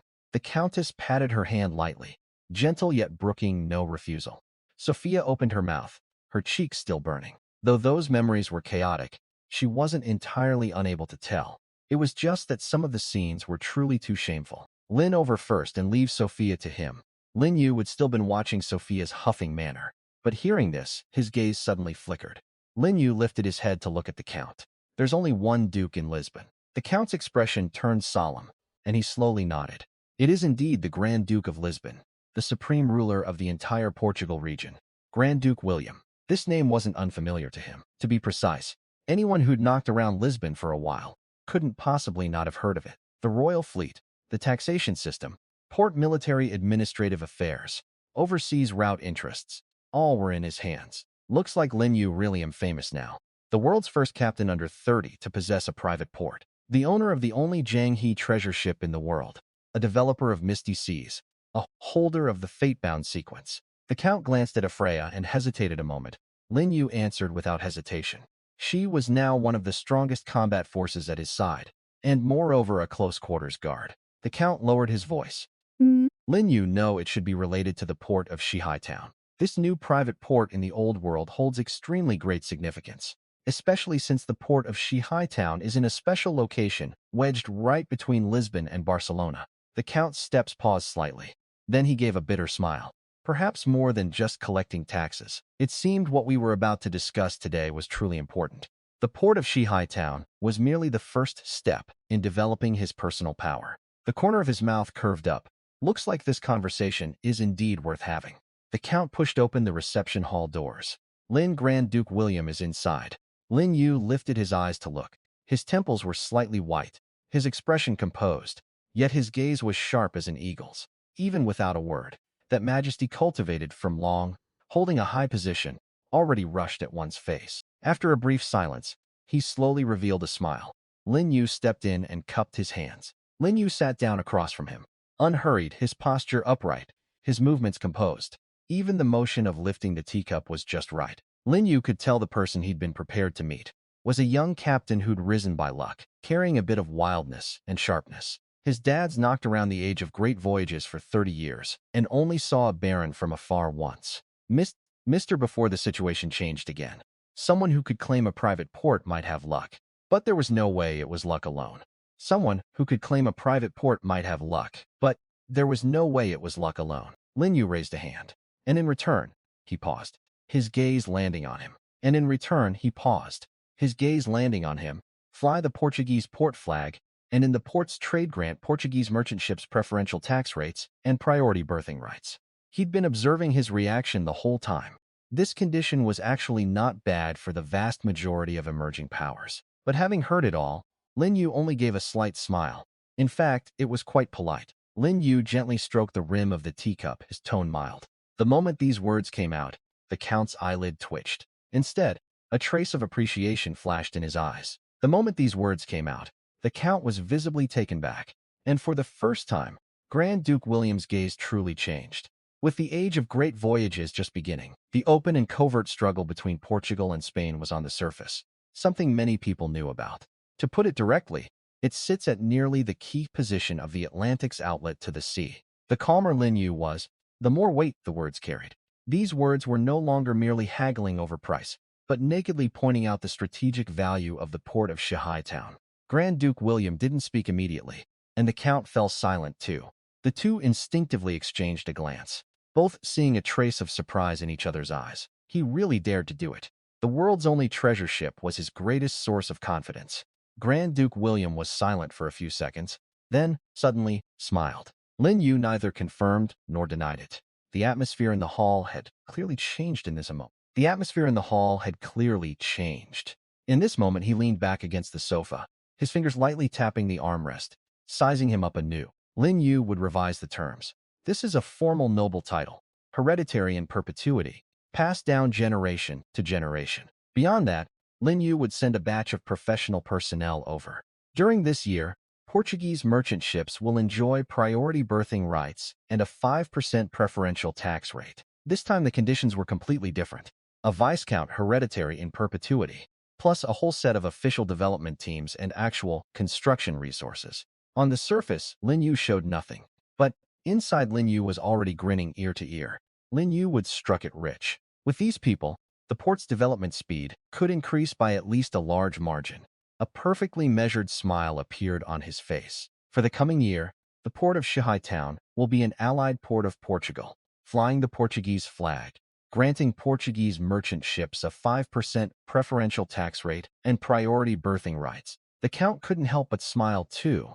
This kid, he sure spoke directly. But the more direct, the more reassuring it was. The people Lin Yu send will all be genuinely capable. Lin Yu acknowledged it with satisfaction. Just then, a burst of hurried yet not impolite footsteps came from outside the reception hall. The transactions at the dock have preliminarily concluded. That crewman, forcibly suppressing his excitement, still had a thrill in his voice. Because the scramble was so fierce, many exchanges were proactively raising their bids. The final transaction prices and profit from this voyage are considerably higher than we'd originally estimated. Even though he'd already heard Ian and Rex repeatedly tally this astronomical figure several times at the dock when he was actually standing before him reporting now, his voice still trembled a little. The captured cannons, ballistas, grapples, and powder barrels were scrambled for by 2 shipyards and 1 arms dealer. So, for the first batch of goods whose delivery has been completed, the total book transaction value is 201,845 sea coins.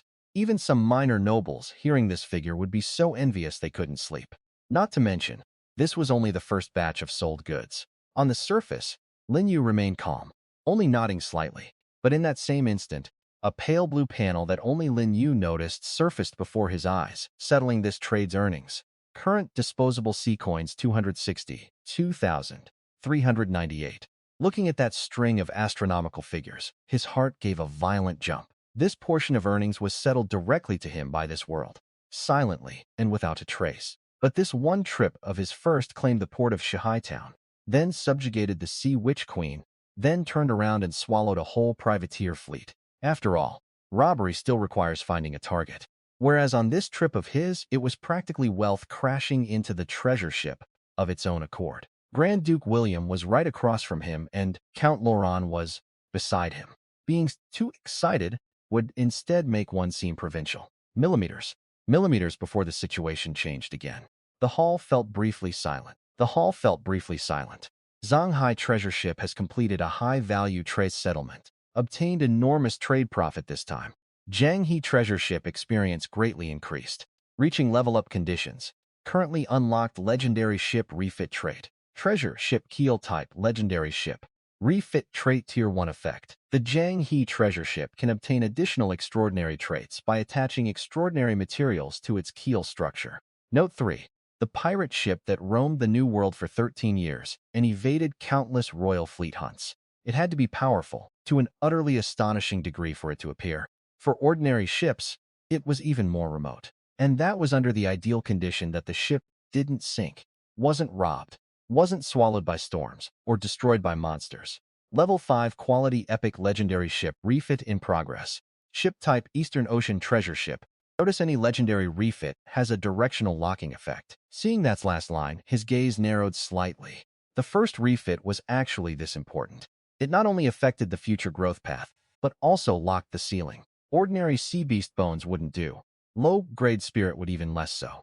The first keel refit had to use something truly worthy of a legendary treasure ship's heritage. Lin Yu could tell that in this moment, they more directly felt the terrifying money-gathering ability of the Jang He treasure ship. The crewman drew a deep breath, reporting to the captain, "Because the value of our goods is too high.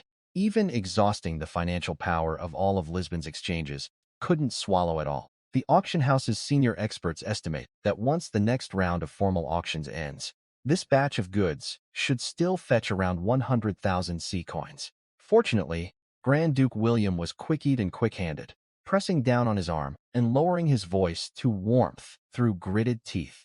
Count Lauron's face twitched, forcibly swallowing back the exclamation that had rushed to his lips. But Lin Yu could tell his composure was already utterly shattered inside. Lin Yu knew that originally what he valued was the port of Shihai Town's strategic position and the treasure ship's power. If before Grand Duke William had regarded him as an emerging port owner worth courting, then now he'd already begun to treat him as a key figure who might sway the regional trade landscape. Naturally, Lin Yu would have people draft the formal documents as soon as possible. At that moment, he suddenly seemed to remember something, and his gaze fell on him. Lin Yu lifted his eyes. The port of Shihai Town's position is too important, guarding the throat of the Mediterranean. Lin Yu knew if the road were too easy, it wouldn't be worth walking. Grand Duke William gave him a deep look and said nothing more. Count Lauron personally saw us to the door. According to what Count Lauron said privately later, this reception hall fell quiet again. This young man is absolutely not. He's hard to deal with. Very hard to deal with. He paused, his gaze still lingering in the distance. Lin Yu think that one day this young man will gallop across the entire old world and even the new world of the age of great voyages. Lin, the formal title documents and the Allied port agreement will arrive at the port by tomorrow at the latest. Lin Yu hoped that when we next meet, the port of Shihai Town will already have become the most dazzling new port in all these seas.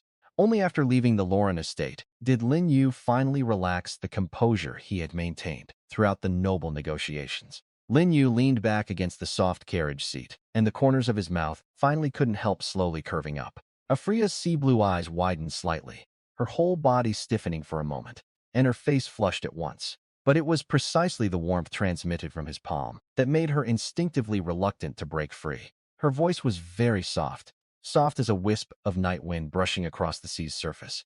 Lin Yu turned his head to glance at her and didn't hide it. Today is indeed worth being glad about.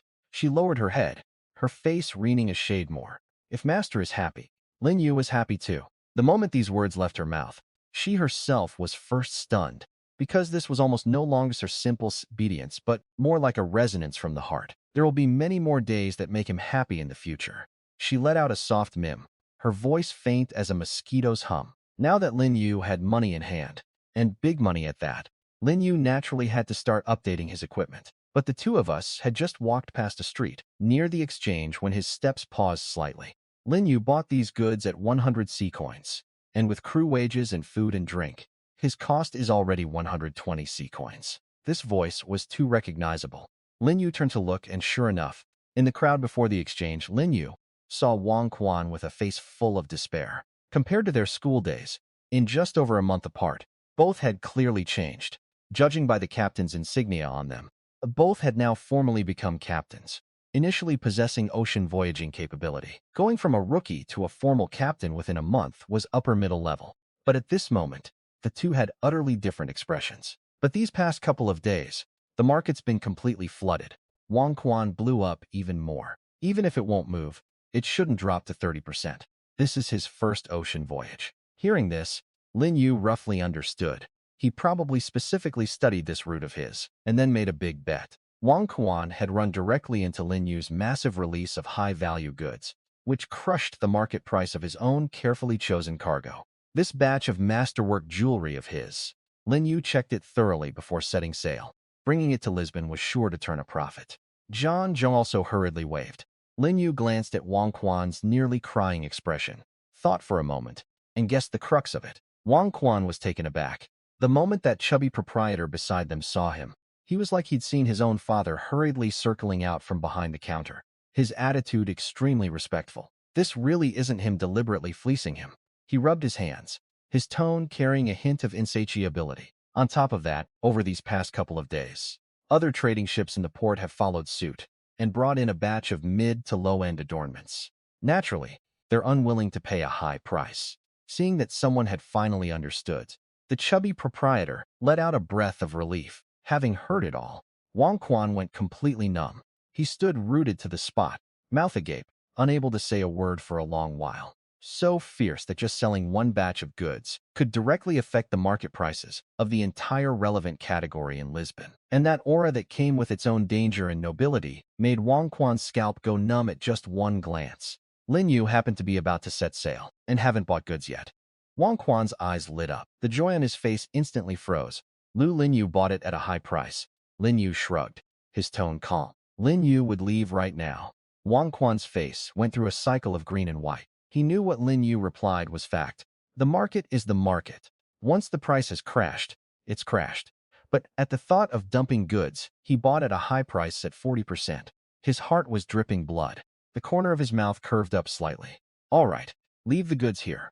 Wang Quan nodded, wanting to cry but without tears. Actually studying the same successful shipping route. Some people learn what to buy and where to sell, while others learn why that route succeeded back then. Some truths he'd only understand after slamming into the wall himself. Lin Yu was taken aback. Lin Yu had been busy off his head this whole time. She's been very earnestly studying navigation knowledge this whole time, and even specially went and got certifications in auxiliary routes, surveying and ship's affairs records. She's a senior navigator now. Lin Yu was stunned to hear it. Tang Yuan, a new navigator. Lin Yu really had nearly forgotten about this matter. This whole time, one thing after another, going to the port of Shihai Town, the Siren, the privateer ships, returning to Lisbon, negotiating with the nobles, selling goods, and settling accounts, the treasure ship. The next second, a row of unread notifications popped up before his eyes. Unread messages 99 plus. Some asked exactly how large the Jang He treasure ship was, and wanted to write a report, and others wanted to make connections and inquire about a reliable port administrator. Lin Yu had been studying route charts and supply calculations lately. Lin Yu had been promoted to senior navigator. Scrolling further back, her tone went from the initial earnestness and anticipation, gradually turning to unease, then to cautious timidity. Lin Yu hadn't expected that something Lin Yu would merely mention offhand she'd taken so seriously, actually going off to study navigation knowledge and even qualifying as a senior navigator. Lin Yu closed the calm device, his expression somewhat subtle, but Lin Yu did not reply to the messages right away. After Lin Yu walked away, Wang Quan finally recovered from his shock and stared at Zhang with open confusion. So this whole ship of his is loaded entirely with rum. Wang Quan was taken aback. At the time, Lin Yu thought it was ridiculous too. But Lin Yu did as told anyway. Zhang grew more and more excited as he spoke. Who could have guessed that these past days, Lisbon's port has been overflowing with goods. Huge numbers of crewmen, craftsmen, and porters pouring in, and the industrial district and docks especially booming. Having heard it all, Wang Quan sank into silence once more.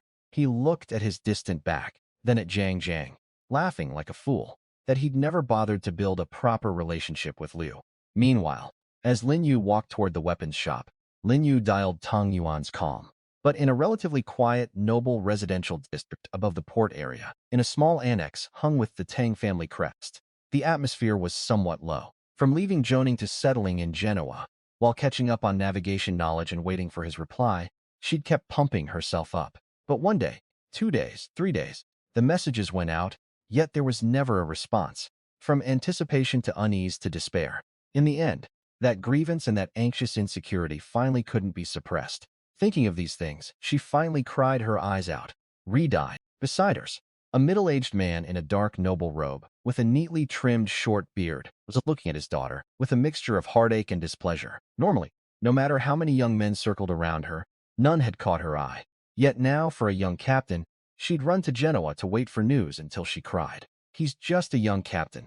If he can't recognize quality, so be it. Here in Genoa, Lin Yu know quite a few people. Forget renowned captains of the old world. Tang Yusuan had still been lowering her head, wiping her eyes. But hearing this, she instantly puffed up her cheeks in anger. She lifted her head, her eyes red, yet carrying a rare stubbornness. Lin Yu did not want that. Lin Yu wanted to go to sea. Lin Yu wanted to become a navigator by his own ability. She turned her face to the side, her voice soft yet firm. Either way, Lin Yu would not switch. Watching his daughter like this, Tang Weiyan opened his mouth, but in the end could only sigh helplessly. In truth, even she felt somewhat wronged. But grievance aside, in her heart, she still didn't want to give up. The next second, she snatched up the calm device almost as a conditioned reflex, answering immediately, so fast that even Tang Weiyan hadn't reacted. Tang Yuan, hearing his voice, the emotions she'd been holding and grew even more complex at once. Grievance, nervousness, joy and shame all crammed together. Lin Yu immediately realized this girl had truly been waiting anxiously, and his tone softened a rare few degrees. Now, knowing it was that Lin Yu would just seen them, her whole self clearly relaxed, though she still couldn't help carrying a bit of reproach in her words. Lin Yu had been studying navigation-related things lately. Route surveying, current judgment, supply calculations, astrolabe positioning. This time, her tone was more earnest than in her messages, without the slightest joking. His gaze grew a shade more serious, too. This itself said a great deal.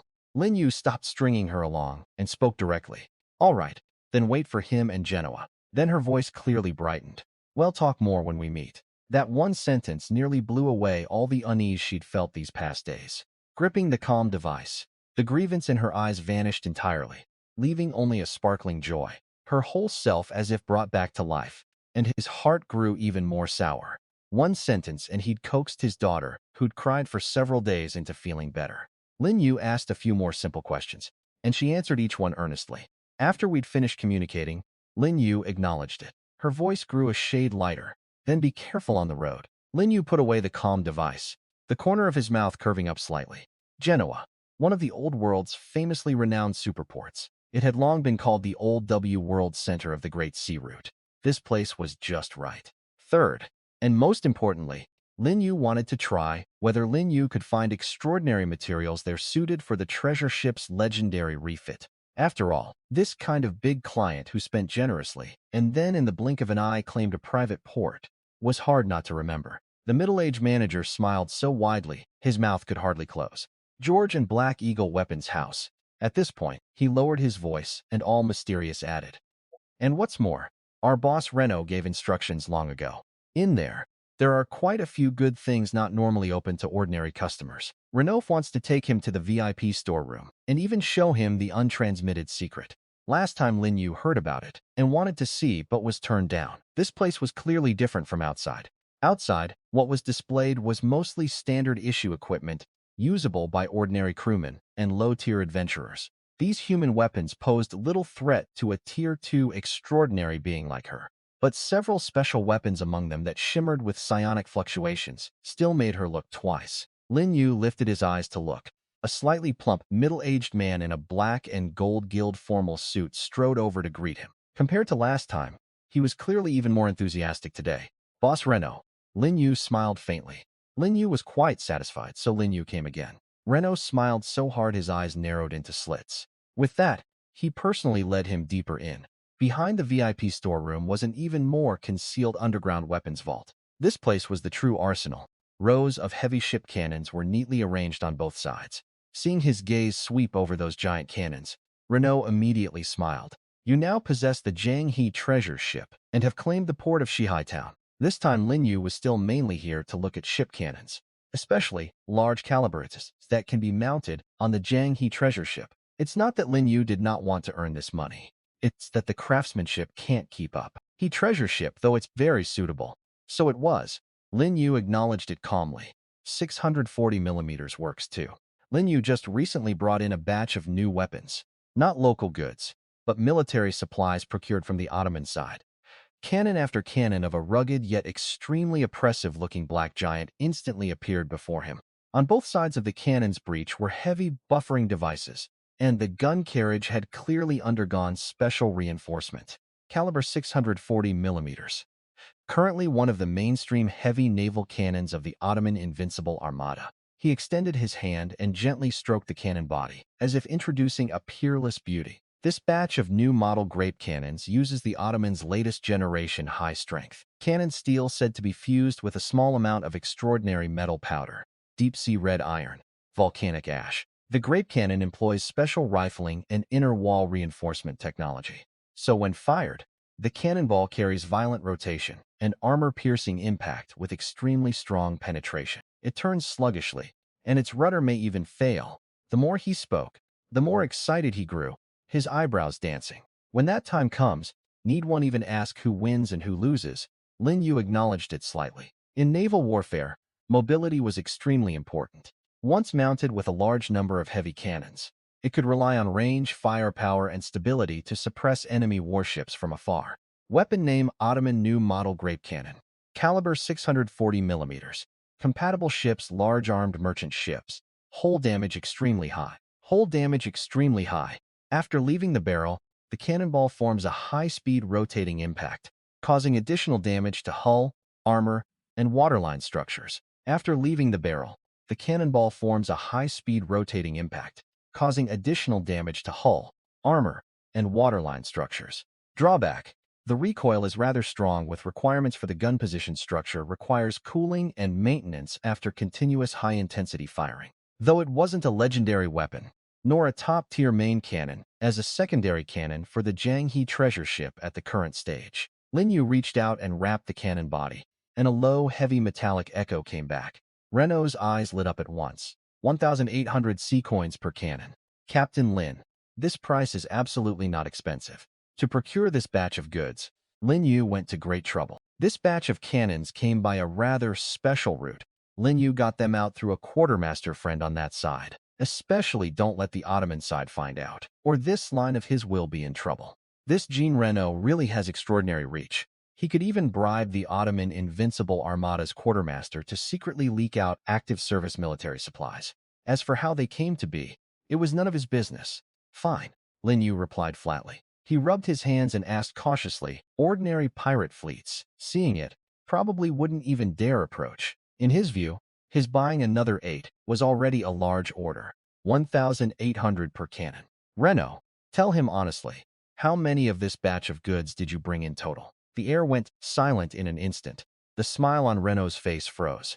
The middle-aged manager beside him was also stunned in place. However many? Take that many. The words sounded light and airy, but falling on a weapons dealer's ears. His throat bobbed and his voice even turned dry. But this batch of his, Lin Yu brought in 30 cannons total. Though Renault wanted to do business, he still spoke the truth. He didn't want to offend him for the sake of momentary profit, so he cautiously reminded him. It would seriously affect the ship's speed. Before Lin Yu could speak, Ian Hall beside him couldn't help but laugh. Just 30 Ottoman giant cannons for our Jang He treasure ship. Renault whipped around to look at him. Bruno reminded Renault that the Jang He treasure ship was enormous, roughly 44 zhang long and 18 zhang wide, with space for far more artillery than ordinary ships. In ordinary merchant mode alone, one side can mount 32 cannons, 64 naval cannons across both sides. At this point, Ian glanced at Renault, then looked at those grape cannons. The moment these words came out, the entire underground weapons vault went utterly silent. The middle-aged manager's eyes went even wider, as if he'd heard a fairy tale from the Arabian Nights. This was practically a war fortress floating upon the sea. Lin Yu could tell that Renault, of course, knew the Jang He treasure ship was very large. But seeing it from afar was one thing, and truly hearing its cannon position, load ceiling with one's own ears was another. The interesting thing was people are often just like this. True strength never relies on persuading others to believe. Driven by this train of thought, he soon made a crazy decision. At this moment, Jean Renault was rapidly calculating in his heart. This was no ordinary goods. Getting it out from the Ottoman side had itself gone through more than one layer of connections. And along the way, one had to avoid certain people one shouldn't run into. So this batch of cannons' true cost was far higher than it appeared on the surface. 30 grape cannons at 1,800 sea coins, each comes to 54,000 sea coins total. Transporting and installing 30 heavy grape cannons required professional crews, lifting equipment, calibration, and safe ammunition handling, rather than casual dock labor. It required professional cannonsmiths, required remeasuring the hull's gun positions, required reinforcing the gun carriage areas, and had to account for the special structure of a giant ship like the Jang He treasure ship. By total market price, it comes to 72,300 sea coins altogether. But his words suddenly took a turn. Ian Hall also lifted his head to glance at him. Beck, go retrieve that item from the underground #1's secret vault. The old butler's voice was pressed very low, as if wanting to caution something, but Renault merely waved a hand. With that, he turned and left. Inside the underground weapons vault, the atmosphere suddenly turned somewhat subtle. Lin Yu did not speak to hurry him, only watched Renault quietly. Yet, judging by his current bearing, what he was about to bring out seemed far more important than those 30 grape cannons. As that thing was pushed closer, Afra's originally calm expression suddenly changed slightly. She was the Sea Witch Queen, most sensitive to the aura of the deep sea. The next moment, Renault personally stepped forward, grabbed the edge of the black cloth with both hands, and yanked it off forcefully. Its surface wasn't smooth, but covered in naturally formed twisting patterns. Those patterns were like sea tides, like whirlpools, and like the scale veins of some ancient behemoth. Each time the glow flickered, it was as if a deep sea tide breathed within it. This is it can't be. Material name, Juvenile Leviathan Spinal Bone Fragment. Type Sea Beast Bone Deep Sea Behemoth Material. Heal Refit Compatible Item. Source Tier 3 Extraordinary Being Juvenile Leviathan. Usable for Legendary Ship Heal Refit. Deep Sea Type Extraordinary Equipment Forging. Large Hole Reinforcement. Sea Beast Intimidation Array Construction. If exposed to the sight of high-tier captains, black market guilds, or New World powers, it could very likely trigger a scrambled. Seeing that even Lin Yu, ever nonchalant, had revealed an expression of shock, knowing that Lin Yu acted with flamboyance and could hardly escape prying eyes and ears, Lin Yu acknowledged it. An invincible sea monster that roamed the four seas. An extraordinary being from birth, and upon reaching adulthood, it could even grow to Tier 9. Using it to refit the Jang He Treasure Ship Co. was simply the most fitting thing imaginable. 32 years ago, this Leviathan appeared at the edge of the New World. Later, when the news spread, over 100 ships from the New World jointly besieged it. At this point, his gaze grew somewhat distant, looking at that gleaming white section of skeleton as if through it. He saw that tragic naval battle of many years ago. Countless veteran captains who'd roamed the New World for years were shattered to sand. Cannon fire, harpoons, rune crossbows, flame potions, all were hurled at it. Human ships before it were as fragile as with chips. The underground weapons vault fell silent, and even Ian Hall put away his relaxed expression. In the end, it was the Tier 2 legendary ship, the Black Sail, that arrived after that battle. Fewer than a third of the ships that had set out came back alive. At this point, a trace of bitterness surfaced at the corner of his mouth, but it was precisely because of this section of skeleton that he became a target. From then on, he was never able to return to the New World he'd yearned for so deeply. If he brought out this section of spine, then not only might it not have exchanged for sufficient return, it might instead have brought calamity upon us both. Otherwise, this thing could never have remained safely with St. George and Black Eagle for so many years. Lin Yu raised an eyebrow slightly. Ian Hall's brow gave a violent jump. Even the ever-cool Afra slightly. 30 grape cannons aside, 70,000+ sea coins was indeed a large sum, but at least it's at high price. This kind of boldness was no longer something an ordinary merchant could have. In this moment, Lin Yu too finally turned serious, slowly sitting up straight, his gaze landing on his face. Renault didn't answer immediately, only watched him quietly. In those shrewd merchants' eyes, there was no calculation at this moment. Some have money, some have background, some have talent, and some have very good luck, all to arm the treasure ship to exchange for the most precious combat power. Looking at him, Lin Yu could not help but feel moved inside. This man before him did indeed have boldness. This wasn't a small bet. This was an all-in on the level of staking the entire family fortune. Lin Yu have no other requests, only one. And the term of this agreement, he paused, then said word by word, is a lifetime. Ian Hall's gaze flickered slightly. But right now, Lin Yu had only one port of Shanghai town in hand, not to mention that priceless section of Leviathan spine. Then there was only one possibility. This fellow had already bet his entire lifetime on him. Renault's wager could multiply many times over if Lin Yu built more ports and fleets, so the merchant willingly traded short-term profit for lifelong priority access. In him, Lin Yu noticed places similar to himself, and this ambition wasn't off-putting because he'd shown sufficient sincerity, so heavy that Lin Yu had to treat it seriously. A moment later, Lin Yu slowly spoke. This is a long-term line of interest. So, Lin Yu was willing to pay the corresponding price. He didn't shy away from it, George and Black Eagle, to forever remain only in Lisbon, being a small weapons trader. No concealment, no hypocritical pleasantries, only trust. Standing up, Lin Yu walked over to that section of Leviathan's spine. Then Lin Yu turned toward Renault. The next moment, an undisguisable elation surfaced on his face. Yet he didn't lose composure and cry out. Instead, he solemnly stepped back half a pace, pressed his right hand to his chest, and gave him a deep bow. Lin Yu would have someone draft a contract. As for fleet and nation-level armament supply, his gaze deepened slightly. Weapons flowing out of the New World, legendary ship refit materials, and armaments still being secretly researched by various nations' militaries. Renault did not know the Jang He treasure ship had already unlocked its legendary keel path, but he correctly sensed that a major refit was coming. This material can be used for the Jang He treasure ship's legendary refit trait. Treasure ship kit is an available refit material. Current treasure ship available refit material. Juvenile Leviathan Spinal Bone Fragment. Deep Sea Behemoth Type Hull Toughness Reinforcement. Sea Beast Intimidation Title Voyaging. Estimated traits, possibly obtained after refit. 1. Leviathan Keel increases the hull's base strength, impact resistance, and pressure resistance. When the hull is attacked, there's a chance of releasing the residual pressure of a deep-sea behemoth, disrupting enemy crew and low-tier extraordinary beings. Lin Yu would struck it rich. This trip to the weapons exchange, Lin Yu would originally only meant to purchase cannons. Lin Yu studied Renault, the corner of his mouth curving up slightly. Lin Yu trust his own judgment. Lin Yu finalized the handover, ordering all 30 grape cannons, ammunition, installation gear, and accessories delivered to the Jang He treasure ship. Everyone present today is among his most trusted confidants.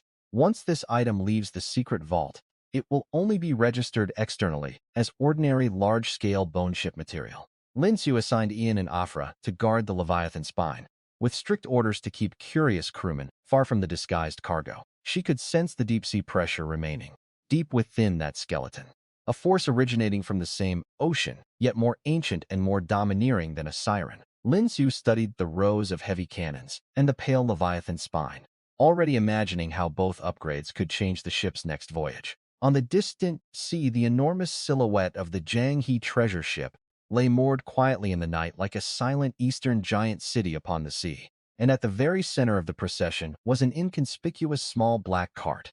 That cart wasn't large, and its exterior was even somewhat plain. The truly most important gain of tonight was never those heavy cannons, but this section of high-tier extraordinary material usable for the treasure ship keel refit. Juvenile Leviathan Spinal Bone Fragment, Deep-Sea Behemoth Type, a Hull Toughness Reinforcement, Beast Intimidation.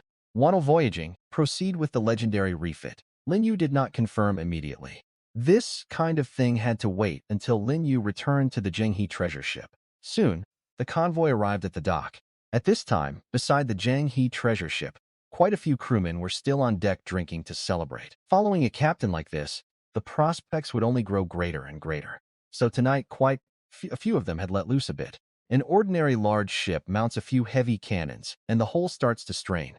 But on our ship, mounting heavy cannons is like child's play. As long as the captain's willing to throw down money, Lin Yu would dare to remodel it.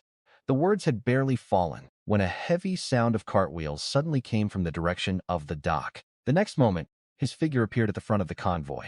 Get ready to mount cannons. He strode over and reached out to pull off the tarpaulin on the nearest cart.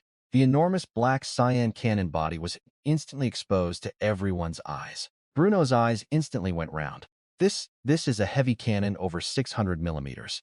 The crewmen beside him all gathered around too. 1, 2, 3.